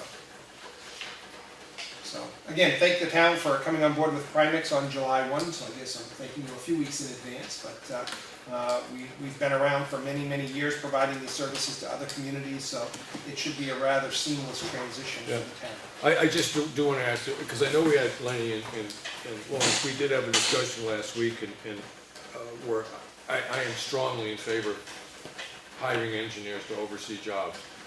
Well, here's the thing, we have a $200,000 job, we're gonna pay an engineer $6,000. How much liability is he gonna take on? Or if he signs his name. It's like, putting money on a table at Vegas, I guess, some people choose to do it and some people choose not to. At the end of the day, that is a local policy decision. Right. Again, from a pure risk management perspective, you're moving some of the liability that way. Right. What is the likelihood that you could have a problem with your bridge or culvert or Right. whatever it might be? I don't know, I'm not a contractor. Maybe a little, maybe some, maybe none, maybe a Right. lot, I really don't know. That's a local policy decision, you gotta use your better judgment to determine whether or not you Right. think that those fees are appropriate. Yeah. From a pure risk management perspective though, yes, you are shifting some of that liability, it does afford the town some additional protections. Right. Yeah, you're not the only party at the table. Correct. To that end though, it does matter how the contract, for lack of a better way, is crafted with the engineer as well. So to have that language reviewed is important. Okay, thank you for that point. So in the sense that if you're having him, he's coming up and he's gonna make sure that the right stuff gets Right. put down the If right his order. contract basically says, hey, I'm gonna do this, I'm gonna tell you it's good, but I have no liability if it's not, well, that's not a very good contract. Okay, all right. Yeah, we're in the process of talking to somebody, and is there any example of a decent contract?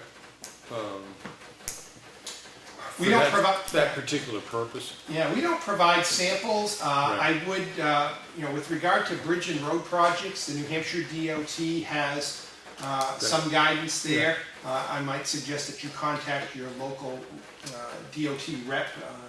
State has regions and has reps for the Yes, regions. yes. They might be better suited to guide you in Okay. that regard. No, I thank you for that piece of information, because I wouldn't have really. I mean, the way I look at that is what you're asking the guy to do is to ensure that whatever the contractor did matches the plan. Correct, right? But you're saying is you also want to add, and it isn't as simple as putting it this way, but you also want to add is that you are accepting responsibility that this is done, and should it prove that materials were substandard or blah, blah, blah, you are Correct, liable. right. I mean, I would gather that part of an engineer's fee is paying for some of his insurance coverage. right, yeah. Yeah. It's all over the place. To your point though, it spreads it out is what it's doing. Yeah, no, I do But- understand. And your question is a good one, you know, should we spend $6,000 or not on a, $200,000 project? I can't answer that question for you. Right. You know, dollars aside, it's a good risk management Right, well, practice. that's why they have But three people. ultimately, I guess that's why the townspeople elected you to make those hard and Right, I important said there's decisions. three of us on the board, and that's why there's not an even number. So, yeah, you know, risk management is not always black and white. It can be very gray. It depends upon, you know, sort of your risk tolerance at the end of the day. You know, some people will gamble with big money, some people won't, because they have a different risk tolerance. Right. So, Well, so Primex, we're putting in a culvert, and suppose it washes, something went wrong. It gets washed out in not a 200-year flood, but a normal fresher rain, and you know, so there was obviously something wrong. And now all of a sudden, I've got a lot of remediation costs and stuff like that. I've got property owners downstream complaining about sealing out their favorite fishing hole. The whole deal just starts to happen at that Right. point. right. And Right. some of that goes well beyond insurance, you know, so. Right, but it all ends up coming back to people get upset at the town saying, well, you know, this happened, I lost 17 feet of my frontage of my house, got washed away when this thing happened, whatever it is, you know, I'm gonna sue the town for that, and that's where liability coverage comes in. And, yeah, exactly right. And again, I think, you know, it goes beyond liability coverage, but, you know, there might be a liability coverage afforded to the town. We write the check, the problem is resolved, but the town is still cast in a poor light. Right. And, you know, the local media or what have you, because of the decision that was made. Well, I understand the reason that I have insurance in the long run is Right. because it saves me from having to pay the bill all at once when Right. it comes in. My rates Right. just go up, so I pay it for the next 70 years. But My car just got hit by an uninsured motorist. I'm glad I had uninsured motorist coverage. They Right. paid to have my car repaired, Yeah. but it was a hassle for a few weeks. And, you know what, at the end of the day, my premium might go up as a result Right. of that, because of the uninsured motorist that hit me, so. Okay. You should, Lenny, anything? You should? No, it's just I think we have to look at the cost against the risk, I guess. That's what it boils down to, yeah. It's well stated. Yeah. Again, we're available. You know, Claudia has been in contact with our office in the past on the workers' comp side. I believe she'll be our contact on Right. the liability side. So if you have questions, you can certainly route them through that. Doesn't need for me to come back to a meeting or any of our other staff. We certainly can Yeah. coordinate that. So, Yeah. so. Okay, And thank you to you folks for letting me go first. So, thank you. thank you. Have a good night. Appreciate it. Henry, do you entertain any questions, Um, comments and questions? one question. You got a second? Yeah. It's, I'm not sure quite where to stand. Let me go here. since essentially, the bridge project, I think, is why you probably were brought here. If the bridge project takes place, a contractor on the job gets injured while going to the job, the banking caves in, gets run over by a piece of equipment, something like that. We're hoping that the contractor would have insurance. What if it turns out that in the middle of this process, his insurance is lapsed? What does Primex do for us?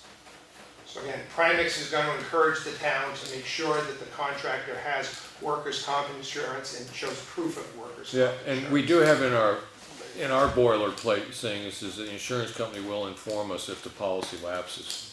Yeah, I was gonna say typically there's some language in there that there's a notification piece if it does lapse. Right. So, Thank you. Yeah, it's a good question. right. Thank you again. You're welcome. Have a good night. And there's no hair, so we're good. Thank you, Chief. All right.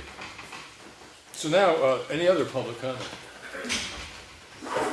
Yes, sir.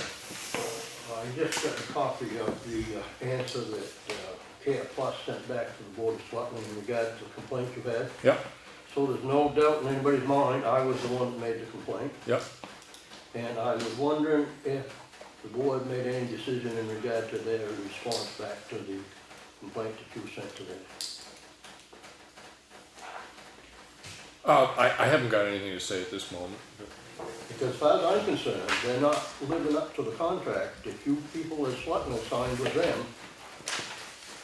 And it's not the town of Effingham problem that they moved their vehicles from Apostrophe to Tamworth Yep, to lengthen out the time that it takes to respond. I have no problem with them getting on the air, they have Johnny on the spot, responding, even at 1:30 in the morning when this call was.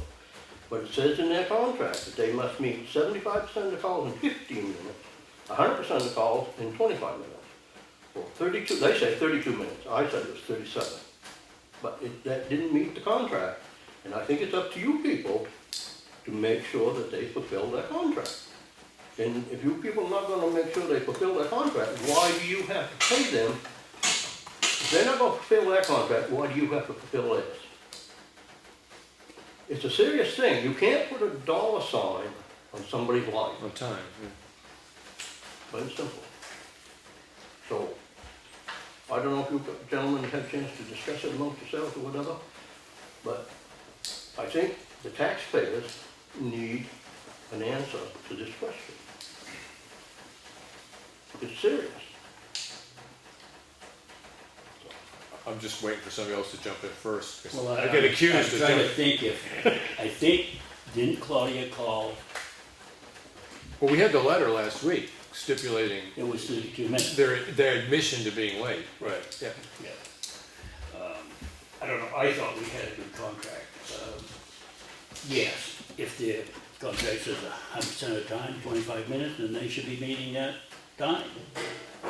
So, I think in that letter, didn't he say that they had to wait at the end of Bonnyman Road till the police cleared them to come in? Didn't they stage at the end of Bonnyman Road? There was something about I that. think there was trouble, didn't find it, I think that's what the couple Still got 32 minutes to get to Right. that road. And I don't know how many people here are familiar with that territory, but there's many houses over there and many people involved. And I guess the contract's no good, you're not gonna make them live up to it. But I very strongly believe that it's not the town of Effingham's problem that they decided to move their units from Center Oxley to Canton. It's all dollar signs, but you can't put someone's life, a dollar bill. Well, maybe we should have a meeting and discuss it with them. Find out why they're not meeting that time and, see if it was that they didn't know where they was going or what it was. Well, I think the question we end up asking is if they move their facility, this contract was written, and I think at the point that it was written and they came up with the times and stuff, they were in one location, they moved to another one. Do they think that this was a one-off problem? Or do they think that they seriously have this, going to be Well- constantly 7 minutes late coming down to that end of town? That's the furthest point that we have. Yes, now. oh, yeah, yeah. In one sense, I But understand. that still don't mean that they don't have to meet their requirement. All right, so, Regardless what- yeah, I don't want to, if you would like to have them in, let's invite them in to talk to us about this I situation. think we should. Okay. So we will have them in and talk to them about this situation. It's serious. Yeah. It really is. Now, the other day, Saturday, there was another call down at Bailey Road, there said no one in it, and they just made it in the time frame. Just made it. Yeah, I'm glad to hear they did. Yeah, but I mean, if y'all went in there in bad shape, Yeah. 25 minutes even is a long time. Yep. But, Okay. I'll get in touch with them and see if we can get a representative to come up just to, and as I said, that is my specific question, is that I'd like an answer to, is that do you believe that the shift in this thing has altered what you would have had as an original agreement? And if so, then we need to have discussions. Can we be advised as when that meeting is so we can sit in on it? I'm trying to think whether or not, in the opening part of that meeting, because you're talking about a contract discussion, whether or not that would be a non-public discussion. And because if you were talking about renegotiating a contract, it probably would be considered non-public. The results of it, in my opinion, would end up being publicized pretty quickly. But, I mean, do you agree with the question, the primary question I would put to them if they were sitting in front of me right now is that here's an instance where it took too long to get to a certain place. Part of that was distance. You've moved your barn further away from that location from where we started, right? Do you see this as going to be a continuing problem? Because if I can get them to say yes, then we're going to have alterations. If I can get them to say no, then they need to live up. Then the next time they don't live up to it, they're flagrantly in violation of a contract agreement. So in the sense of holding their, I don't want to say holding their feet to the fire, but to really nail this one down so that it's a positive concern that's being expressed particularly, that would be the best way to go about it. Now, how long is this contract good? 3 years, right? 5. I'm sorry, 5 years. 6 years. Yeah, it's 5 more years after this one, but yeah, this is the first year that we dropped down to the $80,000 and change Right. fee, yeah. It was a 6-year contract. What, I have not totally done doing my investigation yet, but from what I've been so far, that Effingham, I believe, is the only town that does not have a penalty clause in there for not living up to their contract. The other towns do. And it's pretty steep penalty. Probably you can't insert it now, it's too late, but I think when it comes time for a new one, that ought to be seriously looked at. Okay. I'd have to look at the contract. But thank you for your time. All Any right. contract should have a penalty clause in it. Well, it's easy to overlook something like that. Yeah. Okay, anything else? Tim Murphy, Green Mountain Road. Question, comment. We had the granite post installed at Woodland Cemetery. Yep, That was hired out. I don't think so. No. Volunteers. All right, just curious, because I'm just curious why you wouldn't have used a tarp and gathered up that gravel and stuff and just done a little bit of more of a neater job with it, you know. But if volunteer, I mean, hey, whatever, I would have, you know, I was told by somebody that it was we paid out to have that done. I was mistakenly told, obviously. No, we bought the post, but Yep, yep. No, I was just curious, just wanna know if that was done by a contractor. And, one other question I have is, we haven't moved forward on the bridges, we haven't moved forward on the Stevens, or on the, I'm sorry, we have or haven't, you said? we haven't? No, I yeah, understand we actually haven't. have. What's happening right now, this is Stevens Road Bridge. We just got the plan that we submitted to DES for wetlands and remediation and all that kind of stuff. We just got notice, I think today or yesterday, at this meeting, we got notice that it has been approved. We haven't received copies of the approved plan yet, but we got notice that it was approved. Once that's done, we can get in touch with the company that's doing the concrete work, the precast concrete work. Take about 2 months, 2.5 months for the piece to be constructed. And what we're doing now is we have a couple of, I don't want to call them drafts, they're outlines for a draft for our RFP to do the earthwork to install the wing walls and the culvert. What I'm hoping is next week we'll have the RFP down to the final dotted I and crossed T. Right, then we could send that to the attorneys. The way it's looking right now is that we were talking about it today, sometime, the project should take place sometime between about the 20th of August and say the 25th of September. It might run to October, why don't we say the month of September? The project should start right then. Granite Road Bridge, you can speak to this if you want, but we've been doing some work on different possibilities, but we still have a discussion about whether or not we want to have an engineering firm come in and do a design and blah, Yeah, blah, blah, I stuff like that. understand, and here's my comment, all right? Look back through the minutes, all right? We sure seem to be more worried about liability and engineering, all right? There's words that appear over and over and over in our minutes. Yep. Over and over, we spend time dwelling on them, we just spent an hour worrying about liability, all right, of this public meeting. One thing we never hear of is savings, taxpayer, citizen, just some words. Okay. Yeah, every judgment I make is always, it involves a dollar sign, I'm always thinking about who's paying the bill and there's any way I can do it, but, you know. Seems like liability comes up a lot more than savings does, Then what? than savings. True enough, yeah. Yep. I think we worry a lot more about what hasn't happened. Yeah, again, it comes into the whole question of what risk, I mean, that's like Lenny said, it's just a question of looking at costs in relationship to risk and what you're willing to accept, that's all. So, anything else, Tim? I'm all set. You're good, all right. Anybody else, in the back? Okay, Alan Hawks Road, hey, Henry.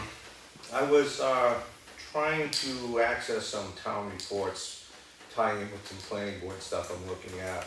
And I went to the library for it, and they gave me a list of town reports that they do not have on file. Yeah. So I was just gonna kind of put a shout out there to see if anybody has them, and even if, to allow them to make some copies. Yeah. Perhaps just to have the text available. I noted that they did have one from 2010, I think Mr. Potter may have given them a copy, but when I got down there, they didn't feel they had one, so I filled that particular slot in with my copy. But we've got copies from 1969 to 1999 that would probably be germane for boards, planning boards and such to be able to utilize to go back Right. and track warrant articles that affected Yeah. today's, things that are present Yeah. today in our stuff. So there was that, that's just a shout out to try and get some support. Do from you have the community. dates that you're looking for? I don't need them now, but if you want to email them to me, they could get put in the paper. Yeah, absolutely, and Crystal at the library, she can shoot them off to anybody as well, she shot this off Okay. to me. Right. But again, on another. So they have a copy there, I can get it from her then. Yeah, Yeah, yeah, okay. she can do All that for you. If you want me to, either way. No, I can get it from her, yeah. Okay. Another thing, being on the planning board, research-wise, looking at some of our ordinances and some of the changes that the state is pretty much put into place, we are going to need to do some work on. Right. The master plan has come up. I went to a training in Concord just on Saturday, and a lot of reference by the trainers surrounded master plan issues. That's where you start if you go to court, and everything Yeah. kind of falls in afterwards. Well, we're looking at housing in particular, which is a states affecting housing issue. Right. Won't get into it. But as I looked through the master plan on that section, at the time that this was put to print, information on the housing stock in the community didn't make it in here, but the words allude to that it may be available, it may be out there, that information.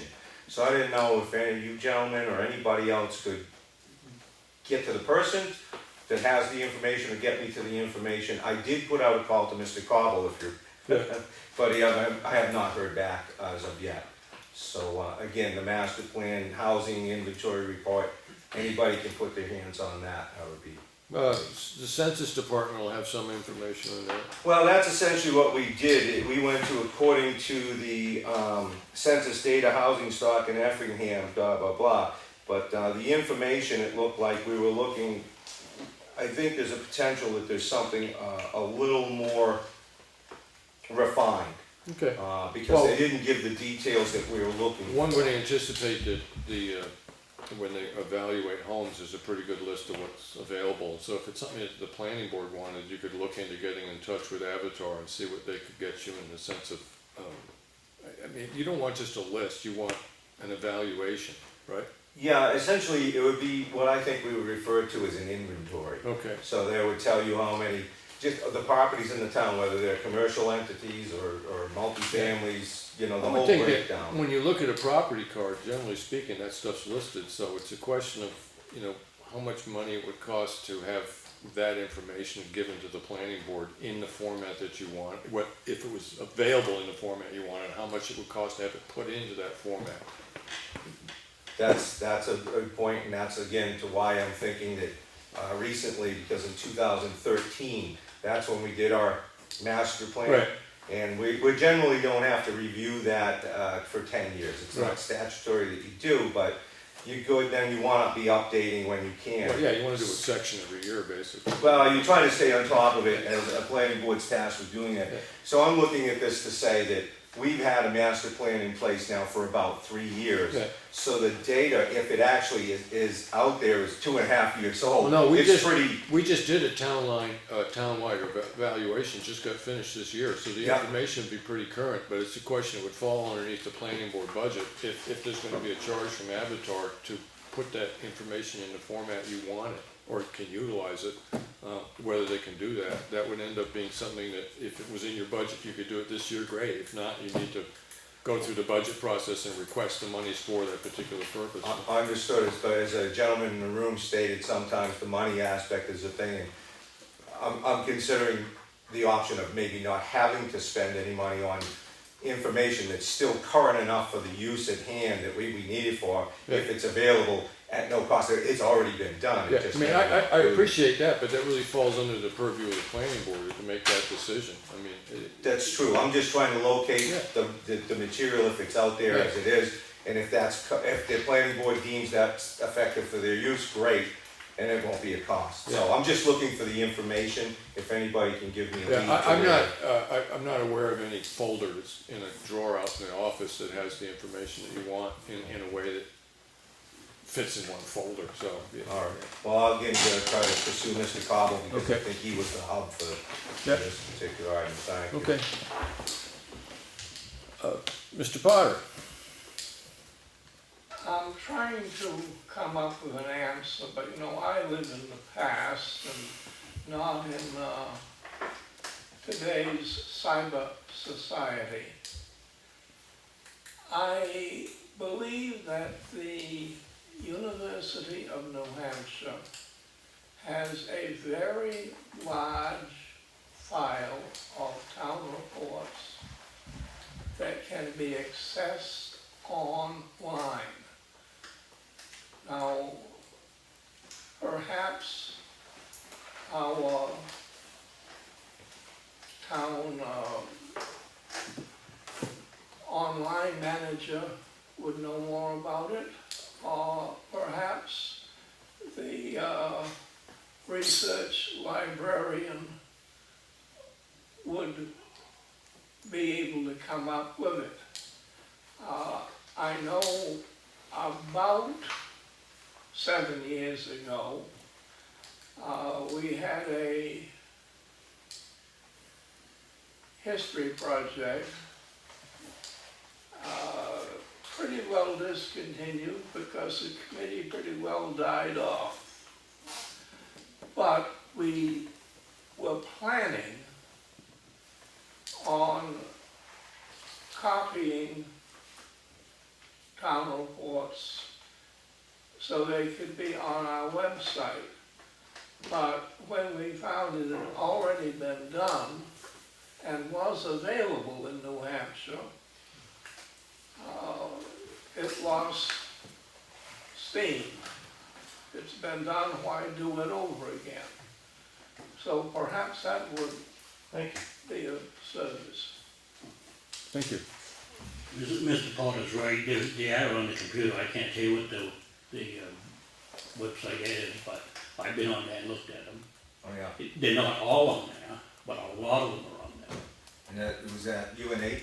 I don't know if it was, I can't tell you what it was, I can find it for you, but I can't tell you if it was UNH. I don't think it was UNH, I was looking at what they come up, Okay. and I did look at a lot of town reports in Effingham. All But I right, can't tell you what that website is. I'll take all the information. I can find it for you, Great, you that'd know, be wonderful. but there's a lot of them on there. Okay, Yeah. super. Anything, Mr. Thompson? Ralph Thompson, Simon Hill. We keep talking, and rightly so, about the liability, because when I was growing up, liability, if you went after somebody, it was for a few $1,000s. Today you start at many times that. And the figure for getting somebody to offset liability too, like a licensed engineer, we keep coming up with a $6,000 figure, just a conversation, I don't right. doubt it. But what does that add per $1,000 valuation to our tax bills versus the liability aspect Right. without it? I don't need an answer, Right. but that may be Right. something that could be considered. I do have another thing, and that is that nothing appears to have been done to remedy the chapter 539 for willful trespass on the sites on the Molly Philbrick. When we did the last site walk, my feeling was that DigSafe was going to be contacted and come out. That was the first step that we had to do, Okay. or the town needed to do before they did something and found shocks and wires and things. That runs the entire length up the road, because I'll give them a call tomorrow, if we have them. Okay. But that runs up the entire length, that buried cable is the entire length of the road. Yes, Okay. it goes down and feeds Connors and the next, the log house. Dottie Fields. Donnie Right, Field. but I mean, our concern is Molly Philbrook Road, so that entire length, they need to come out and mark it. Because as Just Lauren, handle. Yeah, as Lauren said, when we were walking it, we've got, the way the banks are and things, there's no way to even guess. And the only guess you can take is, it's right there and it's a couple of inches below the surface Right. and it's out in the road someplace. yeah, and the one known thing is on, as you're going down the hill, it's on the right-hand side, right? So anything that we're doing on the right-hand side needs to be checked by them. So what would have to happen is I do know that we had more of those pullouts marked than were agreed to be worked on. So have the ones that were agreed not to be worked on, the marks been pulled off? Yes, we, Okay, and then Glenn and Lawrence did the walk with us. all right. With digging those, and we've done it twice. Okay. We did the first time, then we went back to digging. Lenny, would you, actually, if you were there, would you mind giving DigSafe a call and see if, and set that up? Yeah. Because, I mean, if you're familiar with what was physically done last time on the property, because I happened to be out of town that day, but, do you mind doing that? No, Great, okay. okay. Usually you have to mark it for DigSafe. I don't know if they'll accept the yellow ribbons as a mark or not. Right, You well, usually have to go out and mark them. You take some spray paint and spray the gravel? Well, yeah, you find out so they know Yeah. where to. Well, I mean, you can figure that out with them on the phone, what they're gonna want from us, Right. right? Okay, all right, Good, good. but that facet of my life, I realized on Sunday, I was under the impression that if DigSafe came out, they put flags in or something Right. that showed where you need to stay away from. And I was chewing on that when I got to the transfer station, because I know a couple of weeks ago it was, DigSafe was gonna be contacted before we started stripping away to replace the relatively new pad there with the improved version, which we need. And I see that the project started, but Yeah. I didn't see any marking or anything. Yeah. Is this something that I'll pass that over to the my town right should be here. concerned about? The septic line and the power line was well marked, so that, if the DigSafe come out, they're gonna mark the same place that was dug up to put the line in, so we knew where it was. Not questioning that, but we come back to the overall, I know Mr. Murphy doesn't enjoy this and I don't, but we come back to the overall liability factor. Somebody snags that and we set off a chain of events with the employees there while they're doing this.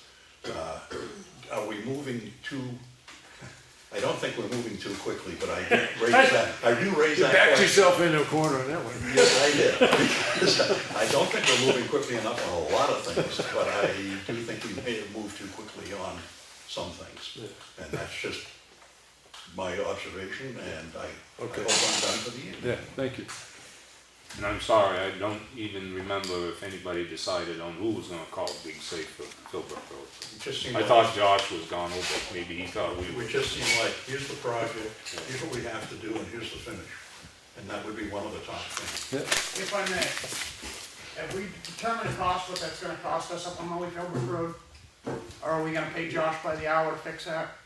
No, we had an estimate, was, what, 3,500.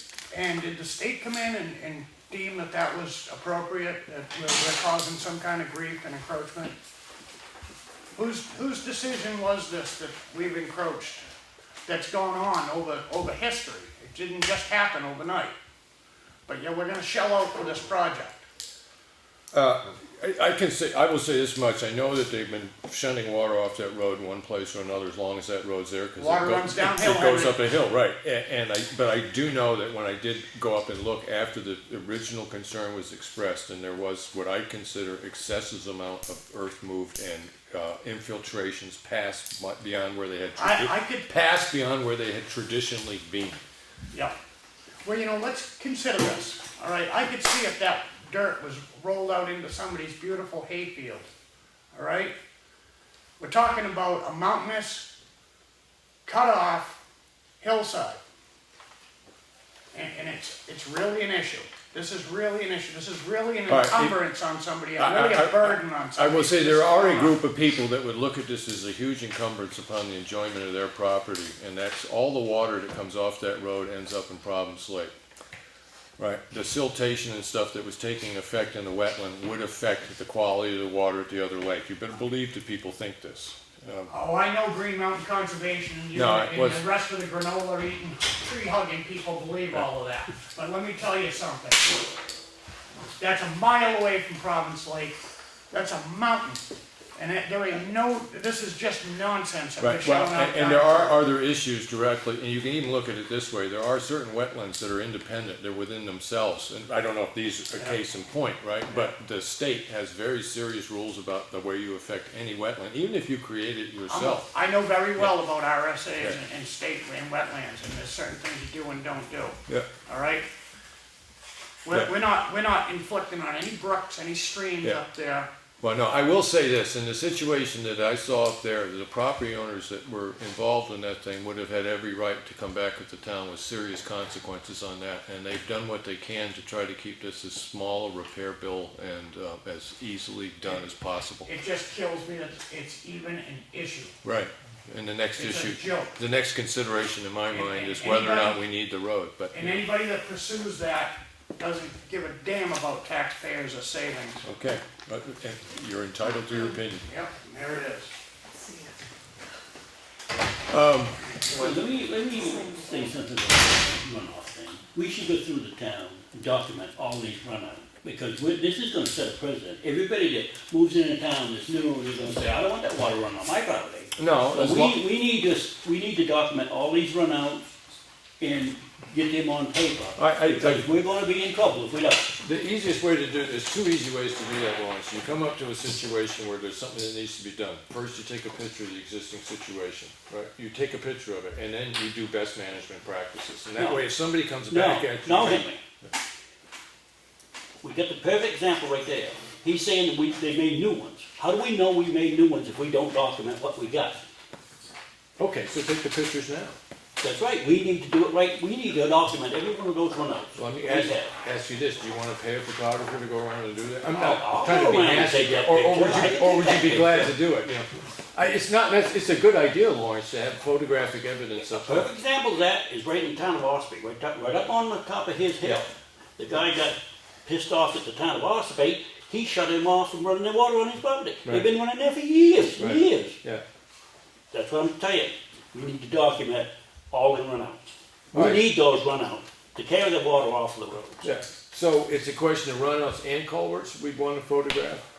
Yes. I think it's a good idea, Lawrence. And the only other way you get around it is take it by prescriptive easement. Right, That means you're taking the property's owner's land. yeah. I'm taking that, I have a group of roads, Lenny has a group of roads, and you have a group of roads. Over the course of the summer, do you want to just, I'm assuming you get your hands on a digital camera? Yeah. Over the summer, as we travel the roads, you just want to take pictures of the runouts that we see? Yeah, but Call- we need to document them where they are. No, that's what I'm saying. Yeah. As we're checking the roads over the course of the summer, so we sort of promise ourselves that by October, we will have photographed every runout and culvert that we could identify in the roads that we decided to. Sound good to you? That's fine. Okay. All right. Well, I think in this case, that, it's not the water that's the issue, it's the dirt It's what comes with it, yeah. and, the dirt and stuff that get pushed Right, out there. yeah. Yeah. I don't think people complain about Well, I the mean, water. well, that's always your problem with maintenance on any kind of, I mean, Lawrence basically proved this to me many, many times, and I've seen it up front of my own place. You come in and you ditch perfectly, you put in heavy crushed, broken up stone and stuff like that to slow water speed down, but on a gravel road, within a couple years, it's gonna be all level with sand again. So, the maintenance of going back and cleaning that all out again and doing it is just too high for us. So we're always gonna have a degree of this problem of sand and stuff washing off. So taking the pictures of what is existed and no one's ever complained about before Well, is a that's what I'm decent thing saying. to have that If information. we can document them, then we can take that. Yeah. By prescriptive easement, Right. if we can document it. Okay, that I'm gonna have to talk to you later about, but, I just think that. I do not wanna get into a long discussion on this. Not about this, Henry, at all. Some different subject. So we're still in public comment, so, yes. I was just gonna say, throwing it back to liability again, real quick, briefly. I did notice on the last paperwork that I saw from Mitchie Corporation where they give you what they will be liable for and what Right. they won't. One of the things they do believe they listed is their engineer won't be liable for things on the job site, even if their people are doing it. Right. So you can review that. And the other thing, I believe they said they're not liable for the precast at all. You are expected to go to their facility and check it for whatever defects it may have there. Once they put it on the truck, it's not our problem. I mean, it's not their problem. So their legalese is pretty steep, so. Yeah, when you I'm look gonna at it, double it check on stops. that one, but I know we talked about that this evening, earlier this evening, and Lawrence's opinion is that they basically own it until it's delivered to Stevens Road. But I'll double check on that, Yeah. because it's not the first time I've heard no on that, so, thank you. And I did, yes, Mr. Potter. In civil law, there is something I think is referred to as adverse possession. If you let your neighbor park in your field for year after Yeah. year, it becomes his permanent right. Right. What about what we were just talking about is some things had been done in relatively wild country for years. Would it be practical to get from one of the many organizations the town belongs to, or even our own attorney, before we deal with someone that is a little bit emotional about the subject, to make sure that we can explain to them our rights as a town. Right. Yeah, as I said, I think kind of what I sort of thought was a good idea is photographic evidence of existing conditions as of the day we take the photograph. And the other thing is if we're gonna go out and do it, if the road guy's gonna do a job, is say, take a couple photographs of what it looked like before you started. And if the reason you're doing it is because a problem happened downstream 50 yards, go photograph the problem. But yeah, it's not a bad idea to start developing photographic evidence. It's easier these days than it used to be. But as far as prescriptive easements and stuff, it's not a discussion we've had yet. It's just been put on the table. Just to follow up, what is being discussed here tonight does not precede the first part of July of last year. Right. There's no discussion by the property owner about that. Right. This is what happened Yeah. last summer. Right. And that's it. Yeah. I do know that there was a request, because we're on the subject, I'll jump ahead a bit. There was a request that was it the 10th or June 10th. Did you want to meet on the road again? Why, my question when you got to that was, what is the purpose? Well, I thought it came from a request for you, right? Okay, so I don't know why it's there then. I think that should have been Bonman Road, Molly Philbrook. And I Okay, attended Conservation Commission last night, and you may be right. okay. So that would explain that. Thank you. So, we won't be seeing you on the 10th up there then. Well, stop by. Wish you might do cookies again. Anything else for public comment? All right, we do have a budget committee coming up at 7, right, Paul? 6:45 or whenever the selectmen. Okay, because we're way behind on this, so I'm gonna go really quickly here. My update, I talked to a woman on Concord, looking into some stuff on administrative warrants on a healthcare issue, health officer issue on Old Pound Road. Cost update estimate work at the library, I talked with Bob Battles today. He understands exactly what needs to be done. He's going to give me a quote on what the earthwork would cost. He has said that he will remove and dispose of the existing asphalt at no cost to the town. I asked him to please include a list of what that would cost, because if we ever do go the grant route on this, that can be work in kind. So he's going to do that.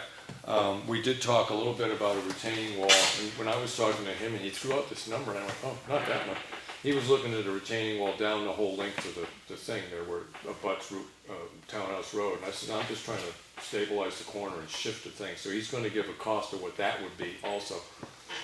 Well, that draft plan you has shows, I don't Right. think it has the length of the wall. Right. It's a fairly long one. Right, yeah, and we looked at the way the slope of the land and the way the parking lot is and the ground moves and stuff like that. He says, all basically simple, and he says, he might want to put a little more fill over on the, if you're looking at the building from the road on the right-hand side. In the plan, that gets kind of turned down to a one-lane road. It's an exit way to get out, so it's become a one-way road right there in the parking lot. He looked at what was available for, if I move this from here, I can put it over there. His other recommendation is that he can get the slope right so it doesn't go down to the road. 60% of the water kind of from that side of the building is going off in two places, and we can get most of the rest to go off in the same place. And it's not an excessive amount of water. It's a fairly small area that drains out there. The other thing he recommended is, prior to paving, is coming in and putting in crushed stone or gravel, whatever the correct term is there. So he's going to give us the cost of what it would do that. He figures he can get me the estimate of what this would be by next week. All right, so because I got a chance to talk to him today, we went up on the site and looked around, and he says it's pretty straightforward, wants to be done. There's not a lot really of changing of angles and stuff. The crown of land that sends water either down towards the road or to the back of the parking lot really can't be shifted that much. The biggest question was, how much soil can we take out if we're not going to go and work right up to the edge of the building? Granted, we're going to take the tar out, but we're not going to repave that section. Right? This is that if we wanted to dig down and expose more of that foundation, especially up at the end, it used to be the old clerk's office, with the back, the further door back. Right? There's only about this much above that, and we need to dig that down. Right? So it's digging that down and then having the rest of the parking lot tie in with it. Because you don't want all the water shifting down there. But he looked at it and he says he can get a pretty good plan and a pretty good idea what it would cost to do it. But he says as far as the technical aspect of it in his skill, and I'm sure you understand this, is that a lot of this is, you come out there when he was doing it and do it proper, but looking at it as an estimate and eyeballing, and he says that it's all very, very doable without doing a huge amount of moving material. Right, it's more a question of if you're going to have to put in, I don't know, Lawrence, how much gravel you'd have to put in prior to paving, but if you're going to put in 3 inches, you got to take out 3 inches, because we can't raise things up. So, Well, the other thing was, if they're gonna cut it down around the building, we're gonna cut the parking lot down to match what we cut down around the building? the size of the parking lot? Now, most of the parking area will stay the same. What's going to get taken away is pretty much just been travel area, and usually in the winter, it doesn't really get used at all. We could take and say at the corners of the building, we could go out about 2 feet, and then basically, if you did a straight line 2 feet back from the back of the building in the front, and then put a curved line from that along, the front porch and the way you get into the library, so it's sort of an elliptical shape. Right? And that area in there will have no paving in it.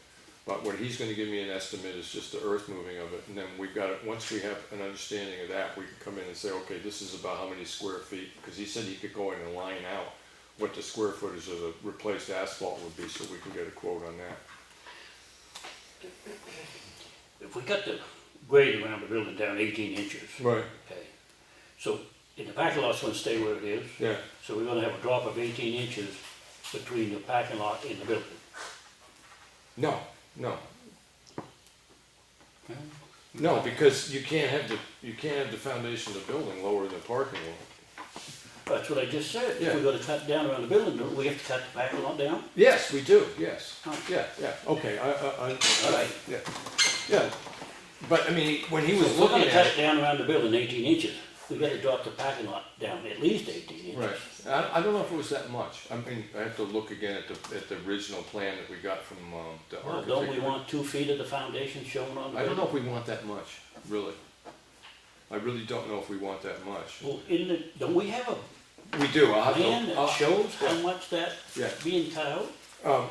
I know that their concern was primarily more how far out from the building you wanted the pavement. Right, that was the primary concern that they had on that. They were talking splashback, but I really do have to, I'll look back at it again, but I seem to remember that what you had to dig out around the foundation to, essentially raise the foundation above the edge of the building above the ground, what you're left with, wasn't 18 inches.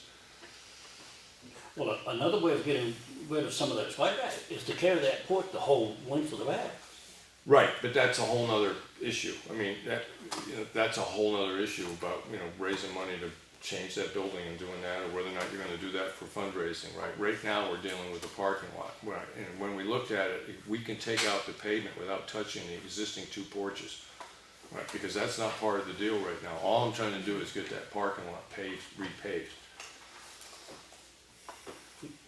We're gonna put drainage around that building, we gotta take porches off.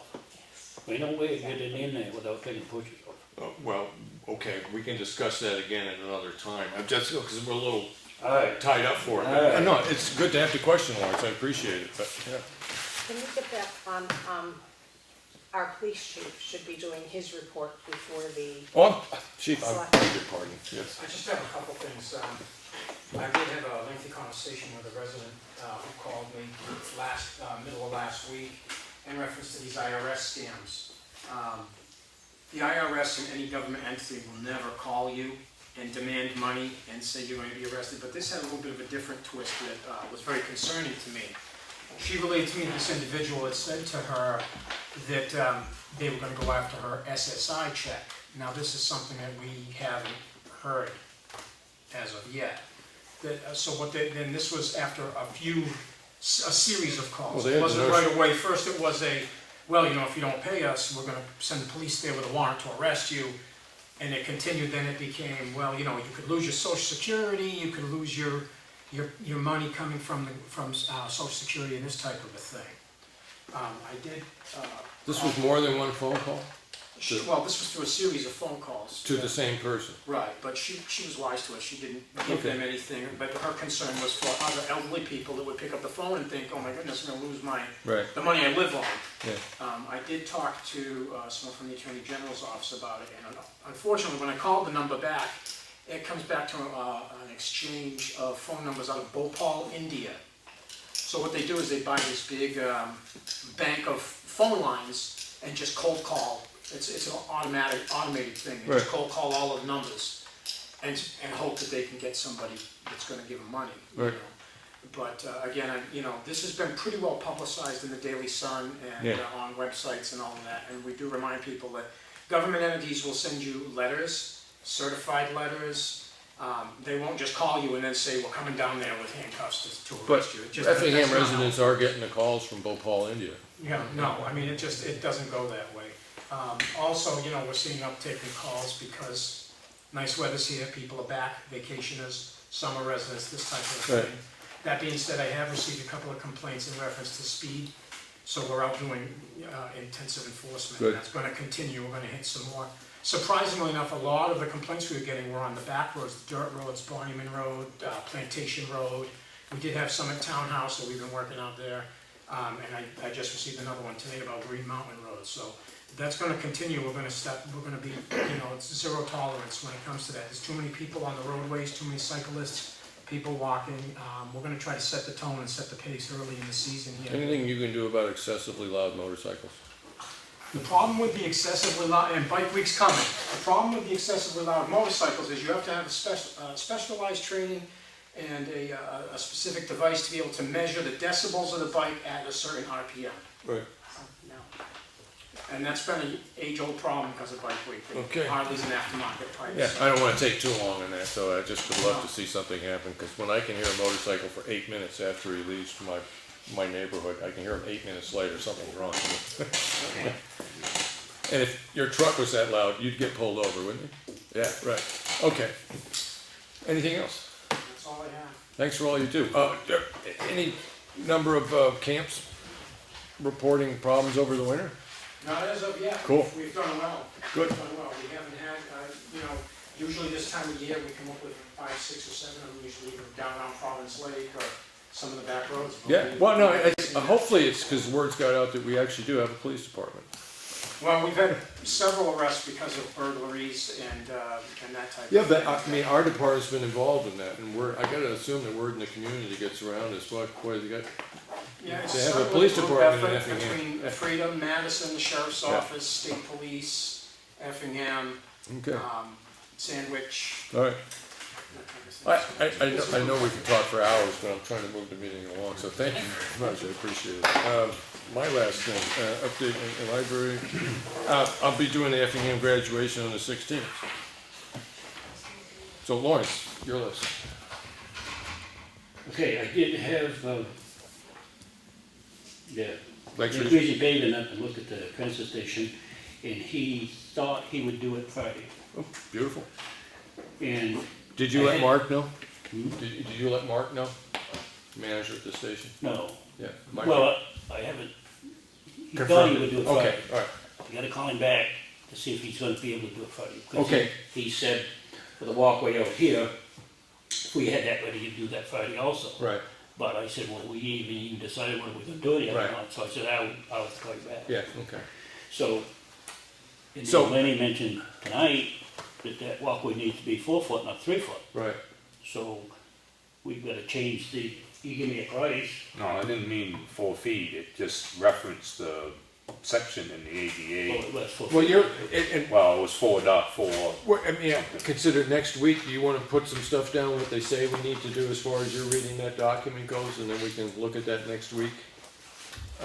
And make a decision on what we wanna do out there? You wanna just look over Do we the have the ADA? ADA book here?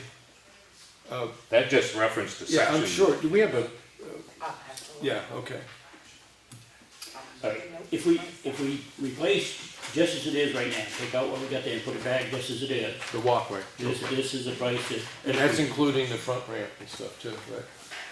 The side ramp, Right, yeah, and the walkway. you know, Okay. yeah. But, 11. there again, we haven't even discussed whether we're gonna do that. Yeah, yeah. So, I guess I'll call him back and hold off on that. Yeah, And the other thing was, I tried to get a price out of digging those, because we gotta dig it out, right. and they haven't gotten back to me on the price. In fact, we just looked at it this morning. Yeah, well, I know Bob was saying he's finding, feeling better and they caught up, with all the stuff that he's behind from his illness, so. Okay, So that's where the paving is.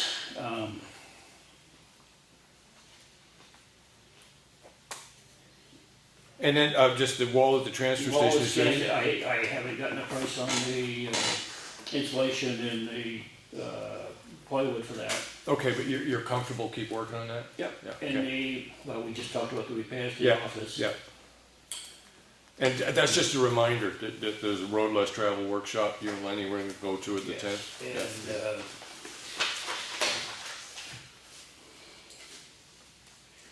okay, Cindy come out and looked at the granite road where we're gonna put the culvert in, and she said there's no need, we don't need any permits, and I said, well, we've gotta have something in writing, so. Right, right. This is what she gave us in writing Okay. for that. So this came through the office? They have a copy of this there? They will have one when I get done. Okay. We got more than one here somewhere. Anyway, So this came to you personally? I'm just saying, did it? no, I printed this off my phone. Okay, I just printed that off the phone. okay. So I can get one of these just You for can them get- to have in the office? Okay, good. And then we got the approval for the Seaman Road. Yeah. You was gonna call Dig Safe last week, you didn't call Dig Safe. Well, I went down and was gonna call and went down and saw that, there was gravel down there, so I didn't bother to call. I mean, the pavement was gone, so. We're talking I the thought he was transfer station. calling for the For the transfer station. Mount Overcoat too. Oh, no, I was just, no, Lenny was gonna do that, but I was calling dig safe on the other one then. Okay. I just dropped, Lenny, I'm assuming that Randy was doing most of that work and he has a list of what it needs to be and for the modular. Yeah, Claudia told me Randy was gonna fix the light that's hanging. Okay. And do some other work, I think fix the shed. Right. And I did talk to Scott Libby about adding some outlets. Yeah. And he'd be willing to do it, he just wants to get in and look at it. Okay. And, All right. so I told him, I said, we'll just call Chief and Cool. make arrangements with yeah. him to get in there at a Good. certain time. Yeah, so he's still licensed and all that, right? Yeah. Yeah, cool, excellent, I like that. Cool. And now go through quickly this, as far as I know, have we gotten in touch with the trapper on the beaver issues? Yes. Yes, okay, He's got 2 out of Pine River. Yeah. He thinks he got them all because they didn't put the dam back in. right, He's got 5 out of Snow Road and they're still putting the dam in, so he's still got some more in there. right, But he took 5 out so Right. far. And he's also said that he got 1 culvert that's cleaned out. There's 3, it's snow? that's snow. Yeah, There's 3 others, he said there's at least a wheeler load of material in there. right, so So we've got to clean them. get a guy with a thing and toothpick it out with a tree trunk, is that? I think you want more than that. Yeah, okay. There's a wheeler load of material in there. Yeah, well, I mean, that's the last time I saw the effective thing that they were doing was taking a tree in a logging truck and jamming the Yes. tree down through it, right? Yeah. And I looked for that gate on Jack Russell, I couldn't find it. Okay, thank you. I Don't forgot you all want to about it. mention Jack Russell Road had a gate? Yeah, No, No. no, no, it's West Range, West Range. on the class 6 road. That's what I mean. That's it.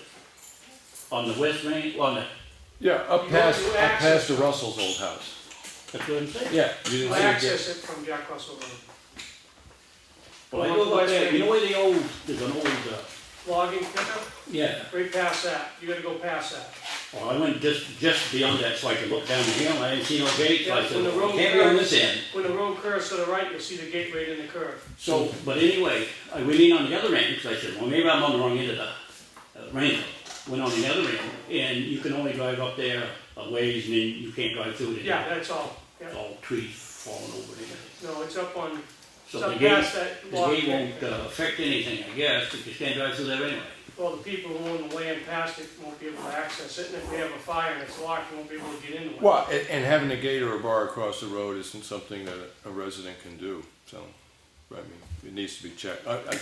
I'm sorry, I forgot all about that, Lawrence, I'm trying to take You it. access the snowmobile road from, Green Mountain, right beside Bertoli's, you go straight up, you run right into it. I'll drive a little further then, I guess. Yeah, it's just up past that pickup line, you'll see it, it's obvious. All right, do we have, when you talk to Lakes Region Paving again, can you ask him when he could start doing the crack sealing? I did, Okay, and he said he'd do it, he said he'd like to leave it open, but he'd do it in the month of June. okay. So a tentative date's been set, a month date has been set. Well, he I'll just just he'd put like to down leave it June. open when he gets a chance, you Yeah. know, a day that Yeah, I'll he just can't put do down, something else, he can do that. I'll just put down June. And then on the Phillips Road, Josh wanted to know if we could close that when he's working on it, and I said, I don't see any reason why not, as long as we notify dispatch, so they know it's closed. There's no reason why we can't close that. And that's one day's work, right? He said 2 days. 2 days, okay, all right. But as long as we notify dispatch that it's closed. And, Randy. oh, so when he was done working, he could leave, the road would be passable Oh, overnight? yeah, yeah. Okay, all right, yeah. It's just that the road's real narrow, if he's got a truck there and an excavator, Yeah, he's gotta keep moving every time every cat comes down. yeah, I'm just trying to think if there's So I some said, way. I don't see any reason why we can't close that. No, I don't either. But I'm just trying to think whether or not there's a requirement that we need to notify the public prior to it, but it's road work, so we could temporarily close for the day, right? Yeah, okay. And I called about a shipping can for the police department, Because of storage issues, Yes. yeah, and thank you. a 8x20 is $24.50, and an 8x40 is only $28.50. Almost $28.50. $400 difference. between the 20 and the 40. 2,850, we had to pour a pad, or can we put that up on like, I don't pressure treated know what railroad we ties? had. I just think it'll get it off the ground. We could put it up on railroad ties or pressure treated Yeah, we could 4x4. Blocks, yeah. Yeah, okay. So as far as the foundation Only goes, need for storage. it can be minimal as far as the foundation Right, work goes. yeah. Okay. So, I'm trying to think, I don't want to take the time to look at the budget, but I'm pretty sure we'd end up having that much in municipal budget. But why don't we put a decision off on that until next week and get it? That's fine. I just would get the Yeah. price call. And we talked a little bit about the town hall drainage. We could move the gas tanks Yeah. and put a new line in. They don't use that in the summertime. Yeah, Now, now's the time to do it. yeah. Yeah. And so we talked about Stevens Road culvert. We're working on the RFP. Status of the core drilling, we talked about that. We're gonna try to go with the pit thing. We have somebody that's worked with Meachie Corporation before looking at that. DES approval, we got notification that it was approved, the plan. We haven't received the approved plan, but noticed that it was approved. And the discussion we had tonight, so everybody's aware of it, is we're really looking at the earliest start date for Stevens Road culvert replacement would be around August 20th. That would be the earliest. And it probably within a couple weeks of that. I'm sorry to keep running fast here, but new business. Do you two mind would you mind I'm happy if one of you two wants to go to Concord this coming Thursday to for 3 minutes to sign a piece of paper for the sale of the house on Wilkinson Swamp Road, but I'll do it. You think you can remember that? Yeah, yeah. Thank you. It's good to be known by your friends. What vote needs to be taken? Yeah, so I don't know if I should you want to make a motion to appoint I'll me? make that motion. You will, okay. I'll That's second that. really good. See how I'm going the next day. Don't have to go 2 days. So that's in a a row. second, all those in favor? All right, Right. okay. So I'll take care of that. There was something in the letter folder about having us look at the manifest and stuff earlier. We can't do that. We have to open the meeting. No, you have to open the meeting, and one of the things I do try to, whenever somebody asks me, I say, public comment, the meeting starts at 5. There's no reason to get here till 5:30. At the earliest. If you have something to say, and we ever did have a short paperwork night, and we started public comment at 5:15, and then ended it at 20 past, and somebody comes in at 5:30 and wants public comment, we just revert back to it. So the solution to that is when people ask what times the meeting starts, we do paper, we do blah, blah, blah. The other side of the question was notifying what it is that you're signing. They're all public documents. Right. I suppose that when we're going through the signature thing, this is at the end of I could sit back there, open the meeting, I'll put this in the agenda, is to read through what was signed.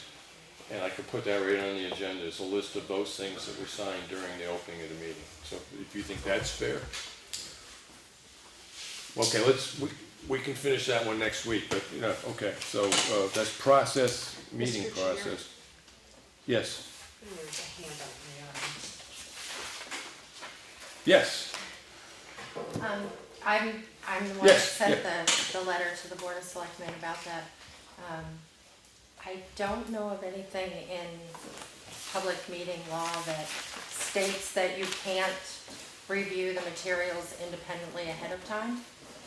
Okay. You can't collectively do it because then it's a meeting, but I was going on the example of what Espie does, that each selectman comes in at some point the day, before the meeting that day or a day before. Yeah. They go through the mail, the signature folders, and are familiar with everything in it.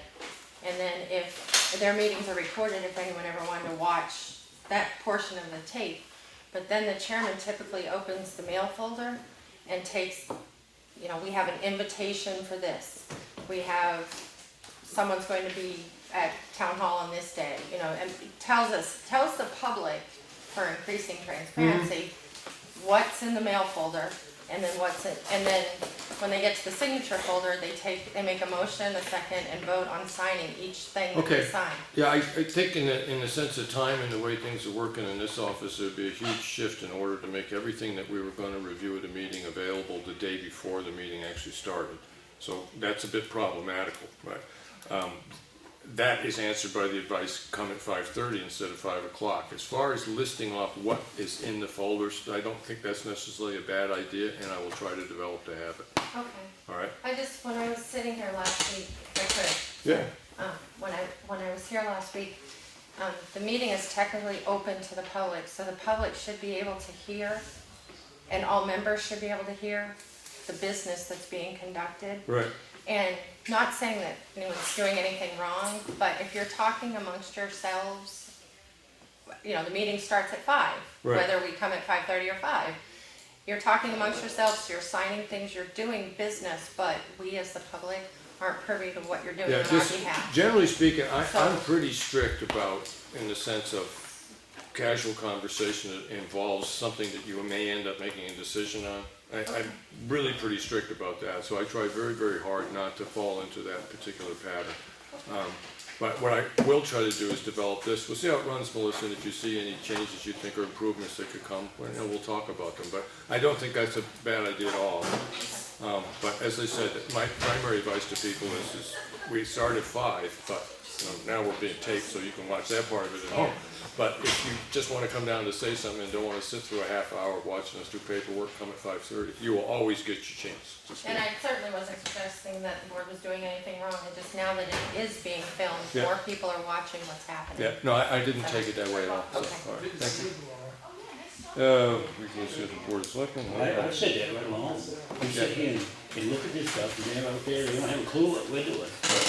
Now, I've got this, what I'm gonna do is, I'll make copies of this, these are some estimates that we got last year on the Game Mountain stuff, so I'll make copies of this after the meeting, and I'll give each of In you one. fact, I talked to Bob this morning about, giving, because he had estimates for the whole thing. For the And I earthwork. said, just from, I Right. watched the Range Road. Okay, but I'll get copies of this and get you one, and then next week we can look over this some more, okay? And maybe Bob will have that information, and we can start, and we've got a little time, but we don't, so, okay. So, I am rushing. Anything particular you wanted to bring up, Lenny? No, I'm good. Okay, so I've got that done, I'm going to Concord. All right, got a motion to adjourn, or anything, Lawrence?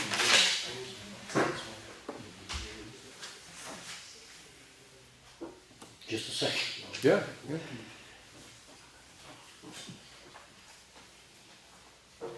Oh, I guess I'm all set. So that's a motion to I'll adjourn? make that motion, we adjourn. Lenny, I have a motion to adjourn on the table. second. You second it. All in favor? Aye. All right, I'll go make copies of this right now.